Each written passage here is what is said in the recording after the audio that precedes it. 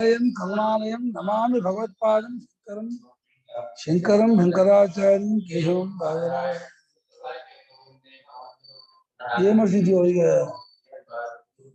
ಒಂದೇ ತಂದಿಸಿ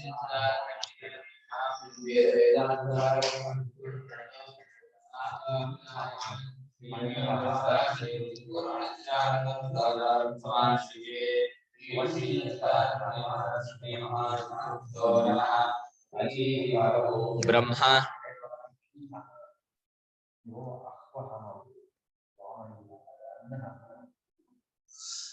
न केवलं मद्भक्तानाम् अनावर्तिलक्षणम् अनन्तफलम् केवलं मद्भक्तानाम् अनावृत्तिलक्षणम् अनन्तफलम् सुखाराधनश्चाहम् अहम्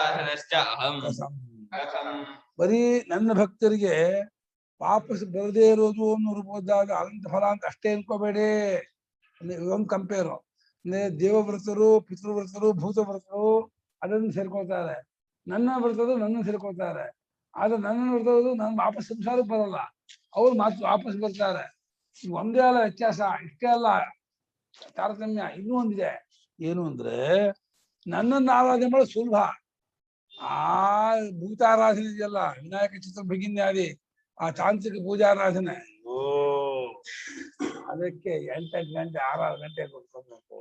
ಅದಕ್ಕೆ ತರ್ಪಣ ಕೊಡು, ಬಾದಾಮಿ ತಗೊಂಬ, ಇದನ್ನ ತಗೊಂಬ, ಅದಕ್ಕೆ ಅಲ್ಲಿ ತಿನ್ಬೇಡ, ಬೆಳಗ್ಗೆ ಏನು ತಿನ್ಬೇಡ. ಅಯ್ಯೋ ಸಾಯಿಸ್ಬಿಡ್ತಾರೆ. ಅದಕ್ಕೆ ಕರ್ಹಯಂತ ಶರೀರಸ್ಥ ಭೂತಗ್ರಾಮ ಮಠೇಕ ಅಂತೇಳಿ ಏನು ಗಾಯ ಮಾಡ್ಕೋಬೇಕಂತ ಎಂತ ಮೇಲೆ ಹಾಕ್ಬೇಕಂತೆ. ಅಯ್ಯೋ ಎಲ್ಲಿಗೆ ಪರಮಾವಧಿ ಅವನಿಗೇನು ಒಂದು ಹೂವು, ಒಂದು ಎಲೆ, ಒಂದು ಆಸೆ, ಅವನ ಪ್ರೇಮ ಕೊಡೋದು ಏನು ಕೇಳಲ್ಲ. ಅವನು ನಮ್ಮ ಹತ್ರ ಕೇಳೋದು ಒಂದೇ, ಯಾಕಂದ್ರೆ ಅವನ ಹತ್ರ ಅದು ಒಂದಿಲ್ಲ. ಅವನಿಗೆ ಪ್ರೇಮ ಮಾಡಕ್ ಬರಲ್ಲ. ಯಾಕೆ ಹೇಳಿ? ಪ್ರೇಮ ಸ್ವರೂಪ. ಸಕ್ಕರೆಗೆ ಸಿಹಿ ನೋಡಕ್ ಬರಲ್ಲ, ಸಕ್ಕರೆಗೆ ಸಿಹಿ ಟೇಸ್ಟ್ ಗೊತ್ತಾಗಲ್ಲ. ಯಾಕೆ? ಸ್ವಯಂ ಸಕ್ಕರೆ ಸಿಹಿ ಸ್ವರೂಪ. ಹಾಗೆ ಪರಮಾತ್ಮ ಆನಂದ ಸ್ವರೂಪದಾಗಿ ಅವನಿಗೆ ಆನಂದವನ್ನ, ಪ್ರೇಮವನ್ನು ಮಾಡೋಕೆ ಬರಲ್ಲ. ಅದು ಕ್ರಿಯಾರೂಪ. ಅದು ನಮ್ಮಲ್ಲಿದೆ, ಅದು ನಮ್ಮಿಂದ ಕೇಳ್ತಾನೆ ಅವನು. ಅದೊಂದೇ ಕೇಳೋ ನಮ್ಮಿಂದ, ಯಾವ್ದು ನಮ್ಮಿಂದ ಕೇಳಲ್ಲ. ಹೂ ಕೇಳಲ್ಲ ಅವನು, ಯಾಕೆ? ಹೂ ಅವಂದೇ, ಅವನೇ ಹೂ ಬಿಡಿಸಿದ್ದು ಗಿಡದಿಂದ. ಅದನ್ನ ಕಿತ್ಕೊಬರೋ ಶಕ್ತಿ ಕೊಟ್ಟಿದ್ದು ಅವನೇ, ಅದನ್ನ ಮಂತ್ರವೂ ಅವನೇ, ಎಲ್ಲವೂ ಅವನೇ. ಹಣ್ಣು ಅವನೇ, ನೀರು ಅವನೇ, ಇದು ಅವನೇ, ಮಂತ್ರವೂ ಅವನೇ. ಅದವನಿಗೆ ಬೇಡ. ನಾನಾಗ ನಂಗೆ ಯಾಕೆ ಕೊಡ್ತೀಯ? ನಿನ್ನಲ್ಲಿ ಏನೋ ಒಂದು ಸ್ಪೆಷಲ್ ಇದೆ, ನನ್ನಲ್ಲಿ ಇಲ್ಲದೆ ಇರೋದು, ಅದು ಕೊಡು, ನಂಗೆ ಅದು ಬೇಕು. ಅದಕ್ಕೆ ನಾನು ಕಾಯ್ತಾ ಇದ್ದೀನಿ ಅಂತಾನೆ. ಹಾಗೆ ಯೋಮಿ ಭಕ್ತ್ಯ ಸದಹಂ ಭಕ್ತ್ಯುಪಹರಣ, 2 ಸಲ ಭಕ್ತಿ ಇದ್ದ ಸುಲಭವಾದ ಆರಾಧನೆ ಮಾಡೋಕೆ. ಅದು ಯಾವ ಬಾಕಿ ಸಾಧನೆ ಬೇಡ. ಭಗವಂತನ ಆರಾಧನೆ ಮಾಡೋಕ್ಕೆ ಪುಸ್ತಕನೂ ಬೇಡ, ಪುಸ್ತಕ ಬೇಡ, ಹೂ ಬೇಡ, ನೀರು ಬೇಡ, ಹುಡಿ ಬೇಡ, ಇದು ಬೇಡ. ಸುಲಭವಾಗಿ ಆರಾಧನೆ ಮಾಡ್ಬೋದು. ಹೇಗೆ ಕೇಳ್ತೀಯೋ? ಪತ್ರಂ ಪುಷ್ಪಂ ಫಲಂ ತೋಯಂ ಯೋ ಮೇ ಭಕ್ತ್ಯಾ ಪ್ರಯಚ್ಛತಿ. ಪತ್ರಂ ಪುಷ್ಪಂ ಫಲಂ ತೋಯಂ ಯೋ ಮೇ ಭಕ್ತ್ಯಾ ಪ್ರಯಚ್ಛತಿ.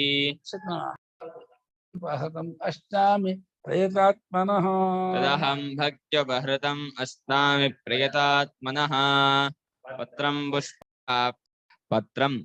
ಪುಷ್ಪಂ ಫಲಂ ತೋಯಂ ಯಹ ಮೇ ಭಕ್ತ್ಯಾ ಪ್ರಯಚ್ಛತಿ ತತ್ ಅಹಂ ಭಕ್ತಿಂ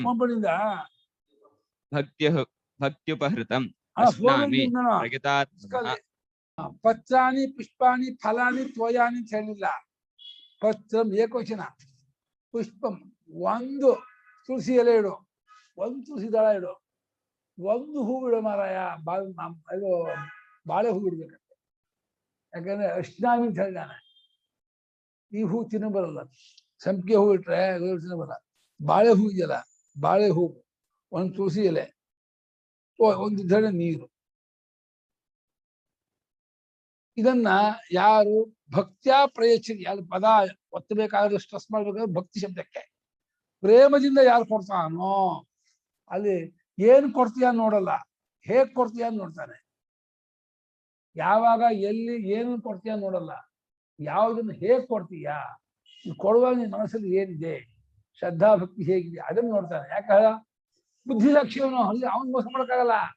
ಯಾರು ಬೇಕಾದ್ರೆ ಮೋಸ ಮಾಡ್ಬೋದು, ಅನುಭವಕ್ಕೆ ಮೋಸ ಮಾಡೋಕ್ಕಾಗಲ್ಲ. ಯಾರು ಪ್ರೇಮದಿಂದ ಕೊಡ್ತಾನೋ, ಪ್ರೇಮದಿಂದ ಕೊಟ್ಟದ್ದನ್ನ ಮತ್ತೆ ತದಹಂ ಭಕ್ತ್ಯುಪಹೃತಂ, ಭಕ್ತಿಯಿಂದ ಕೊಟ್ಟದ್ದನ್ನ ನಾನು ತಗೋತೀನಿ ಅಷ್ಟಾಮಿಂದ ಅಲ್ಲಿ ತಗೋತೀನಿ ಎನ್ನುವಾಗ ಅಲ್ಲೂ ನನ್ನದನ್ನ ಮಾಡ್ಕೊಂಡ್ಬಂದ ಅನುಭವಕ್ಕೆ ನಾನು ಆ ಪೂರ್ತಿ ಆ ಅರಿವಿಗೆ ಅವಗತಿ ಅನುಭವಕ್ಕೆ ಅದು ಒಂದಾಗ್ಬಿಡ್ತದೆ. ಹೋಂಡ ಅಂದ್ರೆ ಪ್ರೇಮ ಕೊಟ್ಟದ್ದು ಅವ್ನು ಸೇರೋ ಹೋಗ್ಬಿಡ್ತದೆ. ಪ್ರೇಮ ಎಲ್ಲಿಂದ ಬಂದಿದೆಯೋ ಅಲ್ಲೇ ಹೋಗಿ ಈಗ ನೀರಿನ ಬಿಂದುನ ನೀರು ಹಾಕಿ ಏನಾಗುತ್ತೆ, ನೀರು ಒಂದಾಗ್ಬಿಡುತ್ತೆ. ಆ ಪ್ರೇಮ ಎಲ್ಲಿಂದ ಬಂದಿದೆಯೋ ಅಲ್ಲಿಗೆ ಪ್ರೇಮ ಕಳಿಸ್ಕೊಟ್ಟ ಅಂತಂದ್ರೆ ಪ್ರೇಮ ಸಮೇತ ಪತ್ತಾಪುಷ ಭಾವ ಒಂದಾಗ್ಬಿಡುತ್ತೆ. ಆ ಪ್ರಯತಾತ್ಮನಃ ಅವನು ಪ್ರೇಮದಿಂದ ಕೂಡ್ಕೊಂಡವನು ಪರಿಶುದ್ಧ ಅಂತ ಕರೆದವನಂತೆ. ಆ ಪ್ರೇಮ ಯಾರಲ್ಲಿದೆಯೋ, ಭಕ್ತಿ ಯಾರಲ್ಲಿದೆಯೋ ಅವನೇ ಶುದ್ಧ, ಅವನೇ ನಿಜವಾಗಿ ಪವಿತ್ರ. ಅಂಥ ಮಹಾತ್ಮನ ಕೊಟ್ಟದ್ದನ್ನ ನಾನು ತಗೋತೀನಿ ಅರ್ಜುನ, ಸುಲಭವಾಗಿ ಇದ್ದೀನಿ. ಪ್ರೇಮ ನಿರಂತರ ಪ್ರೇಮ ನೀಡು, ಏನು ಮಾಡ್ಬೇಡ. ಮನ್ಮನಾಭವ ಅಂದ್ರೆ ಯಾವಾಗೂ ನನ್ನಲ್ಲೇ ಧ್ಯಾನ ಮಾಡ್ತಾ ಇರು. ಮದ್ಭಕ್ತ ಅಂದ್ರೆ ನನ್ನನ್ನೇ ಪೂಜಿಸ್ತಾ ಇರು. ಮಧ್ಯಾಹೀನ ನನಗಾಗಿ ಕರ್ಮಯೋಗ ಮಾಡು. ಕರ್ಮಯೋಗ, ಭಕ್ತಿಯೋಗ, ಧ್ಯಾನ ಯೋಗ ಮೂರನ್ನು ಒಂದೇ ಶ್ಲೋಕದಲ್ಲಿ ಹೇಳ್ಬಿಟ್ಟ. ಮನ ಅಂದ್ರೆ ನನ್ನಲ್ಲಿ ಯಾವಾಗ ಮಾಡಿಸಿದ್ರು ಧ್ಯಾನ ಯೋಗ ಹೇಳ್ತಿದ್ದಾರೆ. ಮದ್ಭಕ್ತ ಅಂದ್ರೆ ಯಾವ ಭಕ್ತಿ ಯೋಗ, ಮಧ್ಯಾಹಿ ಕಾಮ ಶರಣಾಗತಿ ಪೂರ್ತಿ ನಾವು ನಮಸ್ಕೋಬಹುದು, ನನ್ನನ್ನು ಸೇರ್ಕೊಂಡ್ಬಿಡ್ತೀಯ ಅಂತ. ಒಂದೇ ಶ್ಲೋಕದ ಒಂದೇ ವಾಕ್ಯ ಬರೆದ್ಬಿಡ್ತಾರೆ ಭಾಷೆಗಳು. ಪತ್ತಂ ಪುಷ್ಪಂ ಫಲಂ ತೋಯಂ ಉದಕಂ ಯೋ ಮೇ ಮಹ್ಯಂ ಪ್ರತ್ಯಾ ಪ್ರಯಚ್ಛತಿ ತದಹಂ ಪತ್ರಾದಿ ಭಕ್ತ್ಯಾ ಉಪಹೃತಂ ಭಕ್ತಿಪೂರ್ವಕಂ ಪ್ರಾಪಿತಂ ಭಕ್ತಿಪಹೃತಂ ಅಶ್ನಾಮಿ ಗೃಹ್ಣಾಮಿ ಪ್ರಯತಾತ್ಮನಃ ಶುದ್ಧ ಬುದ್ಧೇಃ. ಪತ್ರಂ ಪುಷ್ಪಂ ಫಲಂ ತೋಯಂ ಉದಕಂ ಯಹ ಮೇ ಮಹ್ಯಂ ಭಕ್ತ್ಯಾ ಪ್ರಯಚ್ಛತಿ ತದ್ ಅಹಂ ಪತ್ರಾದಿ ಭಕ್ತ್ಯಾ ಉಪಹೃತಂ ಭಕ್ತಿಪೂರ್ವಕಂ ಪ್ರಾಪಿತಂ ಅಸ್ನಾಮಿ ಗೃಹ್ಣಾಮಿ ಪ್ರಗತಾತ್ಮನಃ ಶುದ್ಧ ಬುದ್ಧೇಃ. ಶ್ಲೋಕದ ಹಾಗೆ ಭಾಷೆಗೆ ತೋಯ ಅಂತ ಗೊತ್ತಾಗಲ್ಲ, ಉದಕ ಅಂತ ಆಗ್ಬಿಟ್ರೆ ನನಗೆ ಭಕ್ತಿಯಿಂದ ಯಾವನು ಕೊಡುತ್ತಾನೋ, ಈ ಪುಷ್ಟ ಫಲಾದಿಗಳನ್ನ ಪ್ರೇಮದಿಂದ ಯಾರು ಕೊಡುತ್ತಾನೋ ಆ ಪ್ರೇಮದಿಂದ ಕೊಟ್ಟಂತಹ ಅವುಗಳನ್ನ ಭಕ್ತಿಪೂರ್ವಕವಾಗಿ ಸಮರ್ಪಣೆ ಮಾಡಿದ್ದಾದ ಅವುಗಳನ್ನ ಒದಗಿಸಿದ್ದನ್ನ ನಾನು ಭಕ್ತಿಪೂರ್ವಕ ಅದನ್ನು ಉಪಹೃತವಾದದ್ದನ್ನ ಇಷ್ಟ ತಗೊಳ್ತೀನಿ, ಸ್ವೀಕಾರ ಮಾಡ್ತೀನಿ. ಅಂದ್ರೆ ಅದನ್ನ ಪ್ರೇಮಕ್ಕೆ ಅವನು ಬೆಲೆ ಕೊಟ್ಟವನಾಗಿ ಪ್ರೇಮದ ರೂಪದವನಾಗಿಯೇ ಪ್ರೇಮವನ್ನು ಸ್ವೀಕಾರ ಮಾಡಿದ. ಪ್ರೇಮಕ್ಕೆ ಪ್ರೇಮವೇ ಫಲ, ಪ್ರೇಮಕ್ಕೆ ಯಾವ ಬೇರೆ ಫಲವೂ ಇಲ್ಲ. ಎಲ್ಲಿ ಪ್ರೇಮಕ್ಕೆ ಇನ್ನೊಂದು ಫಲ ಆಗುತ್ತೋ ಆ ಪ್ರೇಮ ವ್ಯಾಪಾರ ಆಗುತ್ತೆ. ಪ್ರೇಮಕ್ಕೆ ದುಡ್ಡು ಕೊಡು, ಪ್ರೇಮಕ್ಕೆ ಮಕ್ಕಳು ಕೊಡು, ಪ್ರೇಮಕ್ಕೆ ಆರೋಗ್ಯ ಕೊಡು ಅಂದ್ರೆ ಹೌದು ಪ್ರೇಮ ಅಲ್ಲ, ವ್ಯಾಪಾರ ಆಯ್ತು. ಪ್ರೇಮ ದುಡ್ಡಾಗಲಿ ಯಾತಕ್ಕೆ? ಸಂತೋಷಕ್ಕೆ. ಮಕ್ಕಳು ಯಾತಕ್ಕೆ? ಸಂತೋಷಕ್ಕೆ. ಪ್ರೇಮವೇ ಸಂತೋಷ ಸ್ವರೂಪ. ಸಂತೋಷ ಕೊಟ್ಟು ದುಃಖ ತಗೋತೀಯ ನೀನು. ದುಡ್ಡು ತಗೊಂಡ್ರೆ, ಮಕ್ಕಳು ತಗೊಂಡ್ರೆ, ಆರೋಗ್ಯ ತಗೊಂಡ್ರೆ ಇದೆಲ್ಲ ತಗೊಂಡ್ರೆ ದುಃಖವನ್ನ. ಸುಖ ಕೊಟ್ಟು ದುಃಖ ತಗೋತೀಯ ನೀನು. ಪ್ರೇಮ ಅಂದ್ರೆ ಆನಂದ, ಆನಂದ ಕೊಟ್ಟು ದುಃಖ ತಗೋತೀನಿ ಇದೆ ಅಂತ ವಿವೇಕ. ಪ್ರೇಮಕ್ಕೆ ಪ್ರೇಮ ತಗೋಬೇಕು, ಪ್ರೇಮ ಕೊಟ್ಟು ಪ್ರೇಮ ಮೂರ್ತಿಯಾಗಿರು, ಪ್ರೇಮ ಸ್ವರೂಪದ ಒಂದಾಗಬೇಕು. ಪ್ರೇಮಕ್ಕೆ ಇನ್ಯಾವುದನ್ನು ಅಪೇಕ್ಷೆ ಇರಬಾರ್ದು. ಪ್ರೇಮಕ್ಕೆ ಏನಾದ್ರು ಪ್ರತಿಫಲ ಬಂತು ಅಂದ್ರೆ ಅದು ಪ್ರೇಮಕ್ಕೆ ಅಪಚಾರ. ಪ್ರೇಮಕ್ಕೆ ಮಾಡಿದಂತಹ ದುರಾಶೆ ಮಾಡಬಾರ್ದು ಯಾವತ್ತೂ ಅಷ್ಟೇ. ಪ್ರೇಮಕ್ಕೆ ಯಾವ ಫಲವೂ ಬರಬಾರ್ದು, ಇರಬಾರ್ದು. ಪ್ರೇಮವೇ ಸ್ವಯಂ ಫಲ. ಸ್ವಯಂ ಫಲಸ್ವರೂಪವಾದ ಪ್ರೇಮಕ್ಕೆ ಫಲಾಂತರ ಕಲ್ಪಿಸ್ತೀನಿ ಅಂದ್ರೆ ಅರ್ಥವಿಲ್ಲ. ಆ ಪ್ರೇತಾತ್ಮನಾದ ಶುದ್ಧಾಂತಃಕರಣವನಾಗಿರ್ತಕ್ಕಂತಹ ಭಕ್ತನ ಪ್ರೇಮವನ್ನ ನಾನು ಒಪ್ಕೊಳ್ತೀನಿ ಅಂದ್ರೆ ಅದು ನನ್ನತನ, ಪರಮಾತ್ಮ ಸ್ವಭಾವ ಪ್ರೇಮ. ಪರಮಾತ್ಮಲ್ಲೇ ಅದು ಪ್ರೇಮ ಹೋಗಿ ಒಂದಾಗ್ಬಿಡುತ್ತೆ. ಅಲ್ಲಿ ಮೂರು ಹೋಗ್ಬಿಡುತ್ತೆ. ಆ ಪ್ರೇಮ ಇಡ್ತಾ ಇಡ್ತಾ ಇಡ್ತಾ ಭಕ್ತಿ ಭಕ್ತ ಭಗವಂತ ಅನ್ನೋ ತ್ರಿಪುಟಿಗೆ ಹೋಗ್ಬಿಡುತ್ತೆ. ಅಲ್ಲಿವರೆಗೂ ಹೋಗ್ಬೇಕು ಪ್ರೇಮ.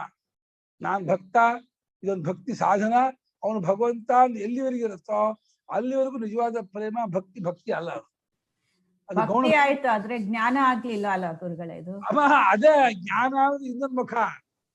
ಒಂದು ಅನುಭವ, ಪ್ರೇಮ, ಜ್ಞಾನ, ಭಕ್ತಿ ಅನ್ನೋದು ಅಷ್ಟು ಒಂದೇ ಸ್ವರೂಪಕ್ಕೆ ಬೇರೆ ಬೇರೆ ಆಂಗಲ್ನ ಕೊಟ್ಟ ಹೆಸರೇ ಹೊರತು ಆ ತತ್ವ ಬೇರೆ ಅಲ್ಲ. ಆನಂದ ಸ್ವರೂಪವೇ ಪ್ರೇಮ ಭಕ್ತಿಯ ಬರುತ್ತೆ.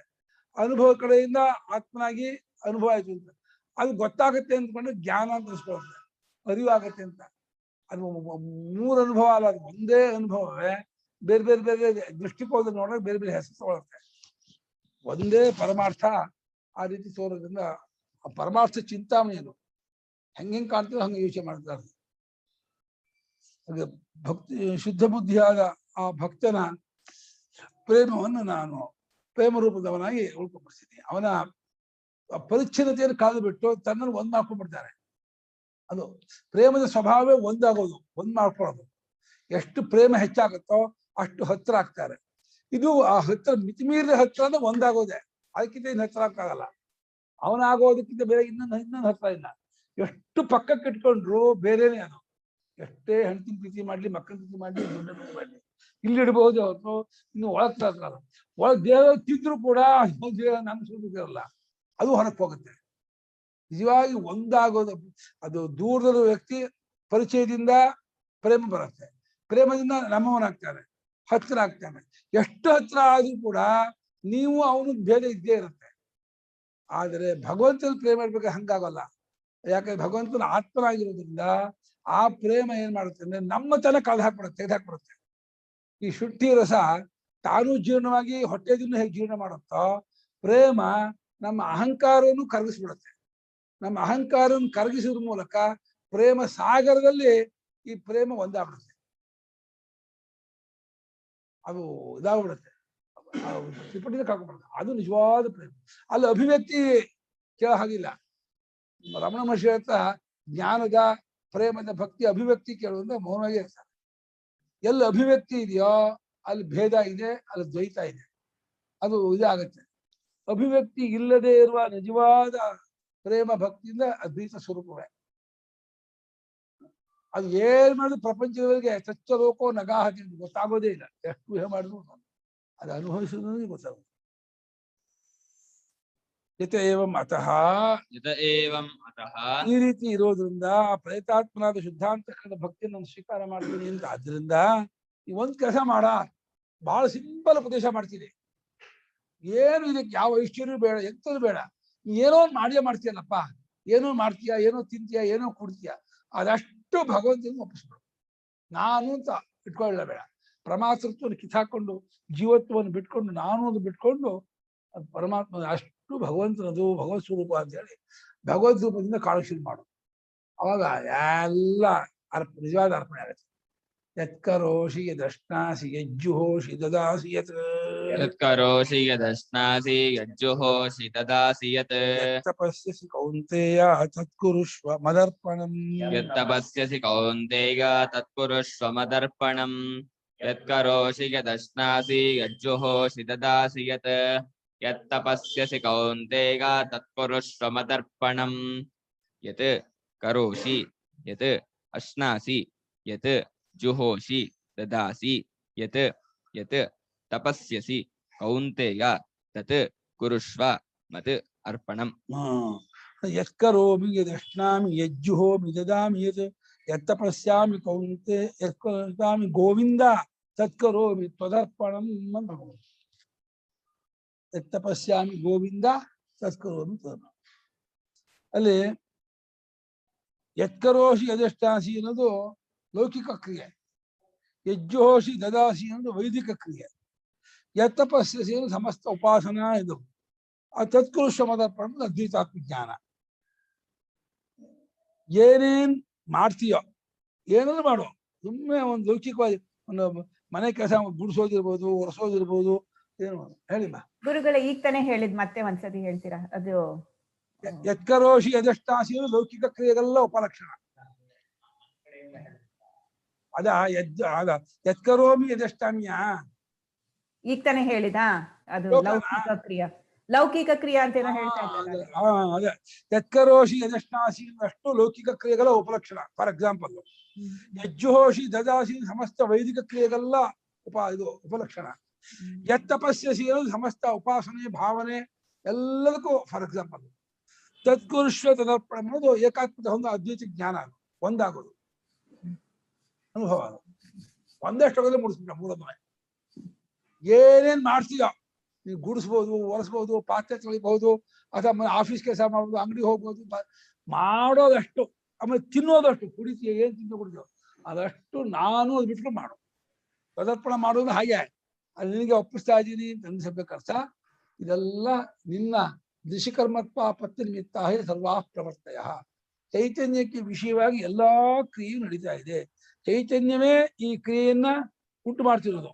ಕ್ರಿಯೆಗೆ ಸಾಕ್ಷಿ, ಕ್ರಿಯೆ ನಿಂತಿರೋದು ಚೈತನ್ಯದಲ್ಲಿ, ಕೊನೆಯಲ್ಲಿ ಅಡಗೋದು ಚೈತನ್ಯದಲ್ಲೇ. ಚೈತನ್ಯ ಸಾಗರದಲ್ಲಿಯೇ ಈ ಕ್ರಿಯೆ ತೋರ್ತಾ ಇದೆ. ಉಂಟಾಗಿದ್ದು ಚೈತನ್ಯದಲ್ಲಿಯೇ, ಅಡಗೋದು ಚೈತನ್ಯ. ಹಾಗಾಗಿ ಅವನ ಸ್ವರೂಪವೇ ಆಗಿದೆ.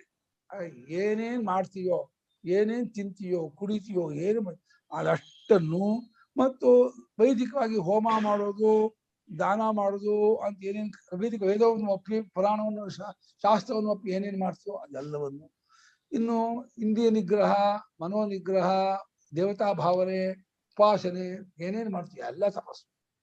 ಸ್ವಾಧ್ಯಾಯ ತಪಸ್ಸು ಇರ್ಬೋದು, ವಾಂಗ್ಮಯ ತಪಸ್ಸು ಇರ್ಬೋದು. ಅದಷ್ಟನ್ನು ಮದರ್ಪಣಂ ಪುರುಷ್ವ ನನಗೆ ಅರ್ಪಣೆ ಮಾಡು ಅಂದ್ರೆ ನಿಜವಾಗಿ ನನಗೆ ಅರ್ಪಿತವಾಗ್ತಾ ಇರೋದು. ನಾನು ಮಾಡ್ಕೊಂಡು ಭೇದ ಮಾಡ್ತೀನಿ ಹೇಳಿಲ್ಲ. ಕರ್ಮಯೋಗ ಆಯ್ತು ಇದು ಫುಲ್. ಜುಹೋಷಿ ದದಾಸಿ ಕರ್ಮಯೋಗ. ಅಷ್ಟು ಕರ್ಮಯೋಗ ಆದಂಗ ಆಯ್ತಲ್ವಾ? ಅಲ್ಲ, ಎಲ್ಲ ಕರ್ಮಯೋಗವೇ. ಅದರಲ್ಲಿ ಒಂದು ಲೌಕಿಕವಾದ ಕರ್ಮಕ್ಕೆಲ್ಲ ಭಗವದರ್ಪಣೆ, ವೈದಿಕ ಕರ್ಮಕ್ಕೆಲ್ಲ ಭಗವದರ್ಪಣೆ, ಇನ್ನು ಉಪಾಸನೆ ಎಲ್ಲವನ್ನು ಭಗವದರ್ಪಣೆ. ಅಷ್ಟು ಒಂದು ರೀತಿ ಈಶ್ವರಾರ್ಪಣೆ. ಈ ಭಗವದರ್ಪಣೆ ಮಾಡೋ ಶಬ್ದಕ್ಕೆ ಅರ್ಥ ಏನು ಅಂದ್ರೆ, ನಾನ್ ಮಾಡ್ತಿಲ್ಲ, ನಾನಿಲ್ಲ, ನನ್ನಿಂದ ನಡೀತಿಲ್ಲ, ಅವೆಲ್ಲವೂ ಅವನ ಇದನ್ನ ನಡೀತಾ ಇರೋದು ಅರ್ಥ ಮಾಡ್ಕೊಂಡು ಅಲ್ಲಿ ಸೆಟ್ ಆಗೋದೇ ನಿಜವಾದ ಅರ್ಪಣೆ. ತತ್ಕುರುಷ್ವ ಮದರ್ಪಣೆ, ಅದು ನನಗೆ ಅರ್ಪಣೆ ಮಾಡುವಂದ್ರೆ ನಾನು ಅಂತ ಇಟ್ಕೊಂಡು ಅರ್ಪಣೆ ಮಾಡೋದು ಸಾಮಾನ್ಯ ಹಂತ. ನಾನು ಸಮೇತ ಅರ್ಪಣೆ ಮಾಡು, ನನ್ನನ್ನು ಸೇರಿಸ್ಕೊಂಡು, ನಾನಿಲ್ಲ ನೀನೇ ಇಲ್ಲ ಅಂತ ತನ್ನನ್ನು ಸೇರಿಸ್ಕೊಂಡು ಅರ್ಪಣೆ ಮಾಡೋದು. ಭಗವಂತ ಈ ನಾನಾಗಿ ತೋರ್ತಾ ಇರೋದು ನೀನೆ, ಕ್ರಿಯೆಯೂ ನೀನೆ, ಮಾಡಿಸುವ ಪ್ರೇರಣೆಯೂ ನಿಂದೆ, ಶಕ್ತಿ ನಿಂದೆ, ಎಲ್ಲವೂ ನೀನೆ, ನೀನಲ್ಲದೆ ಏನೂ ಇಲ್ಲ ಜಗತ್ತಲ್ಲಿ ಅಂತ ಹೇಳ್ಕೊಂಡು ಪೂರ್ಣವಾಗಿ ಅವನ ಇದರಲ್ಲಿ ತನ್ಮಯತೆ ತಂದ್ಕೊಂಡು ಮಾಡ್ತಾ ಹೋದ್ರೆ ಅವನ ಆಗ್ಬಿಡ್ತೀಯ ನೀನು. ಆಗಿದೆಯಾ ನಿಜವಾಗಿ ಅವನಲ್ಲೇ ನಡೀತಿರೋ.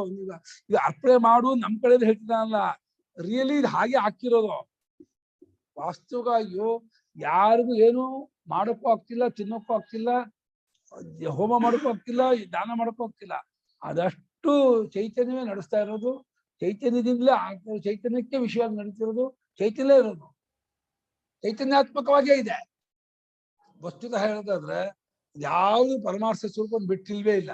ಅದನ್ನ ನೀನು ಅರ್ಥ ಮಾಡ್ಕೊಂಡು ಅದನ್ನ ಕೆರೆಯ ನೀರನ್ನು ಕೆರೆಗೆ ಚೆಲ್ಲಿರಿಗೆ ಅವನ ಕ್ರಿಯೆಯನ್ನು ಅವನದನ್ನ ಅಲ್ಲ ಅವನದೇ ಒಪ್ಪೋ.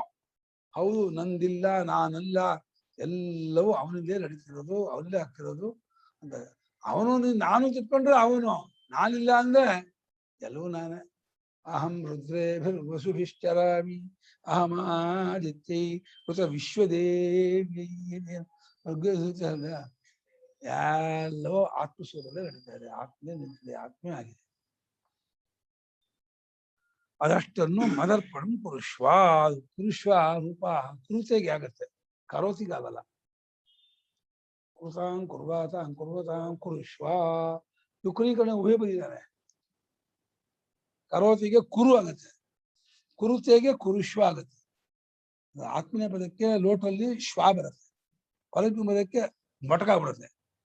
ಕುರು ಪಶ್ಯ ಗಚ್ಚ, ಗಚ್ಚದಿ ಗಚ್ಚ ಹಾಗೆ ಆಗುತ್ತೆ. ಯತ್ಕರೋಷಿ ಸ್ವತಃ ಪ್ರಾಪ್ತಂ. ಭಾಷಿಕಾರ ಉದ್ದೇಶಪೂರ್ವಕವಾಗಿ ಸ್ವತಃ ಪ್ರಾಪ್ತ. ನೀನು ಹುಡುಕಿ ಮಾಡ್ಕೋಬೇಡ. ಭಗವದರ್ಪಣೆ ಮಾಡೋಕ್ಕೋಸ್ಕರವಾಗಿ ಏನೇನೋ ಮಾಡ್ಕೊಂಡು ಭಗವದರ್ಪಣೆ ಮಾಡ್ಕೊಂಡು ಅನ್ಕೋಬೇಡ. ಬೀಜ ತುಂಬಾ ಕಸ ಇದೆ, ಬೀಜ ಗುಡಿಸ್ಬಿಟ್ಟು ಭಗವದರ್ಪಣೆ ಮಾಡ್ಕೊಂಡು ಹೋಗ್ಬೇಡ. ನೀನು ಮಾಡ್ಲೇಬೇಕಾದದ್ದನ್ನ ಮಾಡ್ತೀಯಲ್ಲ, ಅದನ್ನು ನಾನು ಅಂದ್ಕೊಂಡೇ ಮಾಡೋ. ನಾನ್ ಮಾಡ್ತಿಲ್ಲ, ನನಗೆ ಮಾಡೋಕ್ಕಾಗಲ್ಲ, ನಾನಿಲ್ಲ.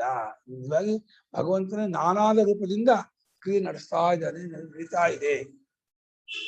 ನಾನಾಗಿ ತೋರಿರೋನು ಅವನೇ. ಈ ಜೀವರೂಪವೂ ಪರಮಾತ್ಮಂದೇ, ಅಂತಃಕರಣಾದಿಗಳು ಪರಮಾತ್ಮ ರೂಪವೇ. ಆ ರೂಪದಿಂದ ಎಲ್ಲ ಕ್ರಿಯೆ ನಡೀತಾ ಇದೆ ಅಂತ ಅನ್ಕೊಂಡು ಮಾಡಲೇಬೇಕಾದದ್ದನ್ನ ಮಾಡುವಾಗ ಅಭಿಮಾನ ಪೆಟ್ಕೊಳ್ಳದೆ ಮಾಡು ಅನ್ನೋದನ್ನೇ ನನಗೆ ಅರ್ಪಣೆ ಮಾಡುವ ಶಬ್ದಕ್ಕೆ ಅರ್ಥ.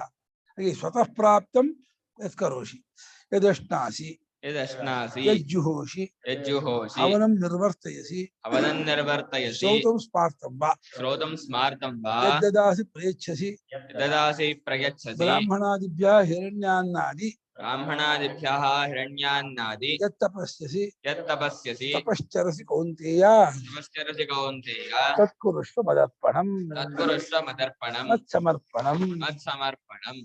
ಸ್ವತಃ ಪ್ರಾಪ್ತವಾದದ್ದನ್ನ ಏನೋ ಮಾಡ್ತೀಯಲ್ಲ, ಮಾಡ್ಲೇಬೇಕು. ಮನುಷ್ಯ ಎಲ್ಲಿಗೆ ನಹಿ ಕಶ್ಚು ಕ್ಷಣಮಪಿ ಅಂತ ಹೇಳ್ತಾರಿಂದ ಈ ಕಾರ್ಯಗಳ ಸಂಘಾತಕ್ಕೆ ಒಂದಲ್ಲ ಒಂದು ಚೇಷ್ಟೆ ಇದ್ದೇ ಇರುತ್ತೆ. ಚೇಷ್ಟೆ ಮಾಡ್ಲೇಬೇಕು. ಮನುಷ್ಯ ಕೊರಡಲ್ಲ, ಕಲ್ಬಂಡೆ ಅಲ್ಲ. ಮನುಷ್ಯ ಆದ್ಮೇಲೆ ಶರೀರ ಪ್ರಾಣ ಇರುವವರೆಗೆ ಚೇಷ್ಟೆ ನಡೀತಾ ಇರುತ್ತೆ. ಶರೀರ ಸ್ಥಿತಿ ಮಾತ್ರ ಪ್ರಯೋಜನವಾದ ಕರ್ಮವಾದರೂ ಕರ್ಮವೇ. ಜಾಸ್ತಿ ನಾನು ಹುಡುಕಿ ಕೆಲಸ ಮಾಡಲ್ಲ ಅಂದ್ರೂ ಧೈರ್ಯ ಶರೀರ ಯಾತ್ರಾ ಅಪಿಚತೆ ನ ಪ್ರಸಿದ್ಧೇದ ಕರ್ಮಣ.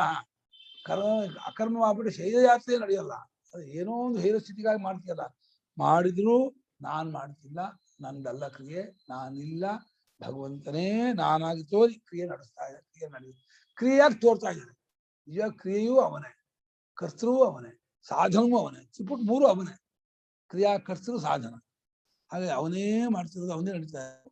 ಹಾಗೆ ಏನು ತಿಂತೀಯೋ, ಬದುಕಿಗಾಗಿ ತಿಂತೀಯೋ, ಸ್ಥಿತಿ ಆಗ್ಬೇಕಲ್ಲ, ತಿಂದಿ ಯಾವುದು ಬದುಕಲ್ವಲ್ಲ. ಹಾಗೆ ತಿಂತೀಯೋ ಕುಡಿತೀಯೋ ಅಂತ ಅರ್ಥ. ಹಾಗೆ ಏನು ಹವನವನ್ನ ಹೋಮವನ್ನ ಗೃಹಸ್ಥರಾಗಿದ್ಯೋ ನಿತ್ಯ ಕರ್ಮ ಅನ್ಕೊಂಡು ಮಾಡ್ತೀಯೋ, ಹಾಗೆಯೇ ದಾನ ಮಾಡ್ಬೇಕು, ಯಜ್ಞೋದಾನ ಅಂತ ಪಶ್ಚಿಮ ಅಂತ ಹೇಳಿ ದಾನ ನಿತ್ಯ ಕರ್ಮ ಅಂತ ಮಾಡ್ಕೊಂಡು ಬ್ರಾಹ್ಮಣರಿಗೆ ಗೋಭೂ ಹಿರಣ್ಯಾದಿ ಕೊಡ್ತೀಯಲ್ಲ, ಇಷ್ಟಾದ್ರೂ ಏನಾದ್ರು ಕೊಡುವ. ಅಥವಾ ಎತ್ತಿಂಚ ದದಾತಿ ಸಾದಕ್ಷಿಣ. ಬ್ರಹ್ಮಯಜ್ಞದ ತುದಿಯಲ್ಲಿ ಶ್ರುತಿ ಬ್ರಹ್ಮಯಜ್ಞ ಆದ್ಕೂಡ್ಲೇನೆ ಏನಾದ್ರು ಕೊಡಬೇಕು ಅಂತ ಹೇಳ್ತಾ ಇದೆ.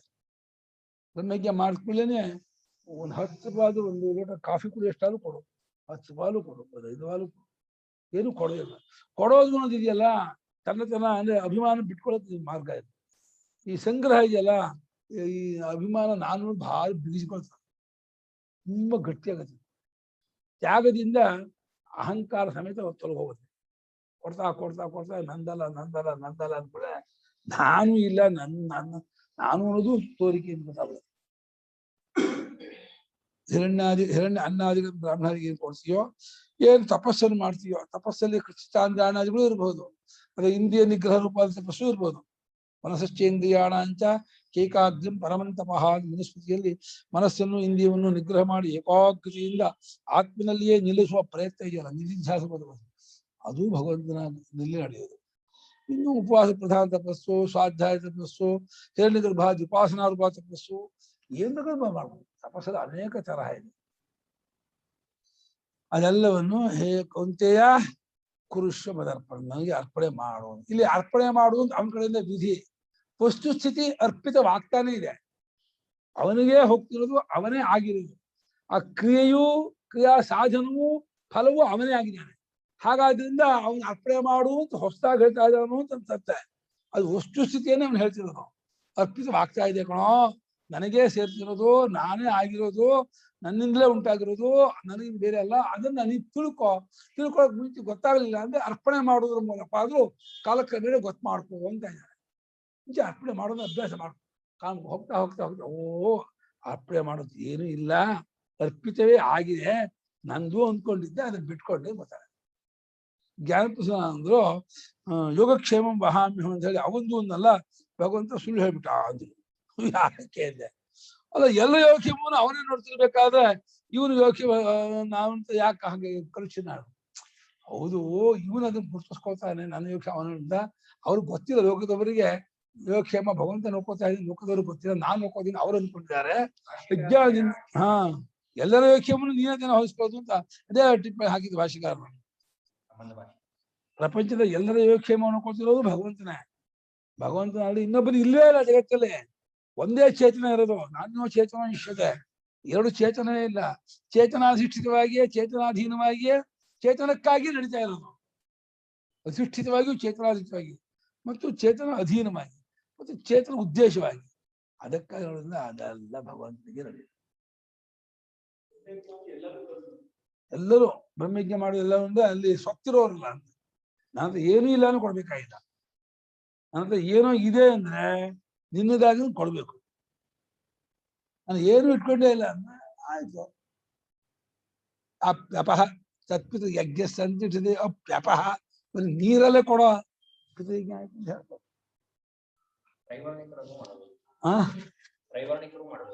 ಬ್ರಹ್ಮಜ್ಞ ಉಂಟು, ಶ್ರೈವರ್ಣಿಕರಿಗೂ ಸಂಧ್ಯಾನ ಬ್ರಹ್ಮಜ್ಞ ಉಂಟು. ಬ್ರಹ್ಮಜ್ಞಾನ ವಿಶೇಷ ಸ್ವಾಧ್ಯಾಯವೇ, ನಿತ್ಯ ಸ್ವಾಧ್ಯಾಯಕ್ಕೆ ಬ್ರಹ್ಮಜ್ಞ ಅಂತ ಹೆಸರು. ಅದಕ್ಕೆ ನಿತ್ಯ ನಿಯಮದಿಂದ ಋಗಾದಿಗಳು ಅಭ್ಯಾಸ ಮಾಡಬೇಕು. 30 ಗಂಟೆ ಆಗುತ್ತೆ ನಮ್ಗೆ ಯಜುರ್ವೇದ. ಅದು ನಮ್ಮ ಅಣ್ಣ ಹೇಳೋದು, ಇದನ್ನು ಎಲ್ಲರೂ ಸ್ತೋತ್ರ ಸಾಹಿತ್ಯಕ್ಕೆ ಅಪ್ಲೈ ಮಾಡ್ಕೊಂಡು ಇಟ್ಕೋಬೇಕು ಅಂತ. ನಾವು ಹೇಗೆ 30 ಗಂಟೆ ವೇದವನ್ನು ಧಾನ್ಯ ಮಾಡ್ತೀವೋ, 30 ಗಂಟೆ ಕಾಲ ಇದು ಗೀತೆ, ಕಾರಿಕೆ, ನಿತ್ಯಪ್ರಸಿದ್ಧಿ, ಮೋಕ್ಷ ಧರ್ಮ, ಮತ್ತೆ ಗಜೇಂದ್ರ ಮೋಕ್ಷ, ವಿಷ್ಣು ಸಹಸ್ರನಾಮ, ಬೇರೆ ಬೇರೆ ಸ್ತೋತ್ರಗಳು ಎಲ್ಲವನ್ನು ಸೇರಿ ಒಂದು 30 ಗಂಟೆ ಅಷ್ಟಾಗುವಷ್ಟನ್ನ ಕಂಠಪಾಠ ಮಾಡಿ ದಿನ 2 ಗಂಟೆ 1 ಗಂಟೆ 1 ಗಂಟೆ 15 ದಿವಸಕ್ಕೋ 10 ದಿವಸಕ್ಕೋ ಒಂದು ರೌಂಡ್ ಮಾಡ್ಕೋಬೇಕು. ಕೆಲವು ನಿತ್ಯವೋ ನಾವು ನಿತ್ಯ ಸಂಧ್ಯಾವನೆ ಮಾಡುವಾಗ ವಿಷ್ಣು ಸಹಸ್ರನಾಮ ಹಿಂಗಾಗಿ ಕೆಲವು ನಿತ್ಯ, ವಿಶೇಷವಾದ ಮುಖ್ಯ ನಾರಾಯಣೀಯ ಇರ್ಬೋದು, ಇನ್ನೊಂದಿರ್ಬೋದು, ಅದನ್ನೆಲ್ಲ ಆವರ್ತನೆ ಮಾಡ್ಬೋದು. ಅದು ವಾಂಗ್ಮಯನ್ ತಪ ಉಚ್ಯತೆ ಅಂತ. ಅದು ನಿತ್ಯ ಸ್ವಾಧ್ಯಾಯ ವಾಂಗ್ಮಯ ತಪಸ್ಸು, ಭಗವಂತನ ಸ್ತೋತ್ರವು ಕೂಡ ವಾಂಗ್ಮಯ ತಪಸ್ಸೆ. ಏವಂ ಕುರ್ವತಃ ತವ ಯದ್ಭವತಿ ತಚ್ಛೃಣು. ಏವಂ ಕುರ್ವತಃ ತವ ಯದ್ಭವತಿ ತಚ್ಛೃಣು. ಈ ರೀತಿ ಮಾಡ್ತಾ ಇದ್ರೆ ಮಾಡ್ತಾ ಇರೋದು, ಏನು ಇದು ಮಾಡ್ಕೋಬೇಡ. ನೀ ಮಾಡೋದು ಮಾಡೋ, ಮುಂದೆ ನಾನು ಏನಾಗ್ಬೇಕು ನಾನು ನೋಡ್ಕೊಳ್ತೀನಿ, ನಾನು ಅದರ ಫಲವನ್ನು ನಾನು ಉಂಟು ಮಾಡ್ಕೊಡ್ತೀನಿ ಅಂತ ಭಗವಂತ ಭರವಸೆ ಇಟ್ಟು ಹಿಂಗೆ ಮಾಡ್ತಾ ಇದ್ರೆ ನಿಂಗೆ ಏನಾಗುತ್ತೆ ಅಂತ ಕೇಳ್ತೀಯೋ ಅದನ್ನ ಹೇಳ್ತೀನಿ ಕೇಳೋದು. ಯಾಕೆ ಫಲ ಹೇಳೋ ಉದ್ದೇಶ ಏನು ಅಂದ್ರೆ, ಫಲವನ್ನು ಹೇಳಿದಾಗ ಮನುಷ್ಯ ಪ್ರವೃತ್ತ ಆಗೋಲ್ಲ. ಸುಮ್ಮನೆ ಮೆಕ್ಯಾನಿಕಲ್ ಮಾಡೋನು ಯಾರು ಮಾಡೋಲ್ಲ. ಮನುಷ್ಯ ಯಂತ್ರ ಅಲ್ಲ. ಮನುಷ್ಯನಿಗೆ ಉದ್ದೇಶ ಬೇಕು, ಒಂದು ಪ್ರಯೋಜನ ಬೇಕು, ಫಲ ಬೇಕು. ಹಾಗಾಗಿ ಒಂದು ಫಲ ಉದ್ದೇಶ ಪ್ರಯೋಜನ ಹೇಳಿದ್ರೆ ಹಾಗಾದ್ರೆ ಮಾಡ್ತೀನಿ ಅಂತ.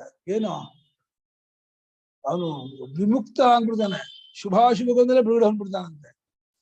ಶುಭಾಶುಭ ಫಲೈರೇವಂ ಮೋಕ್ಷಸೆ ಕರ್ಮಬಂಧನೈಃ.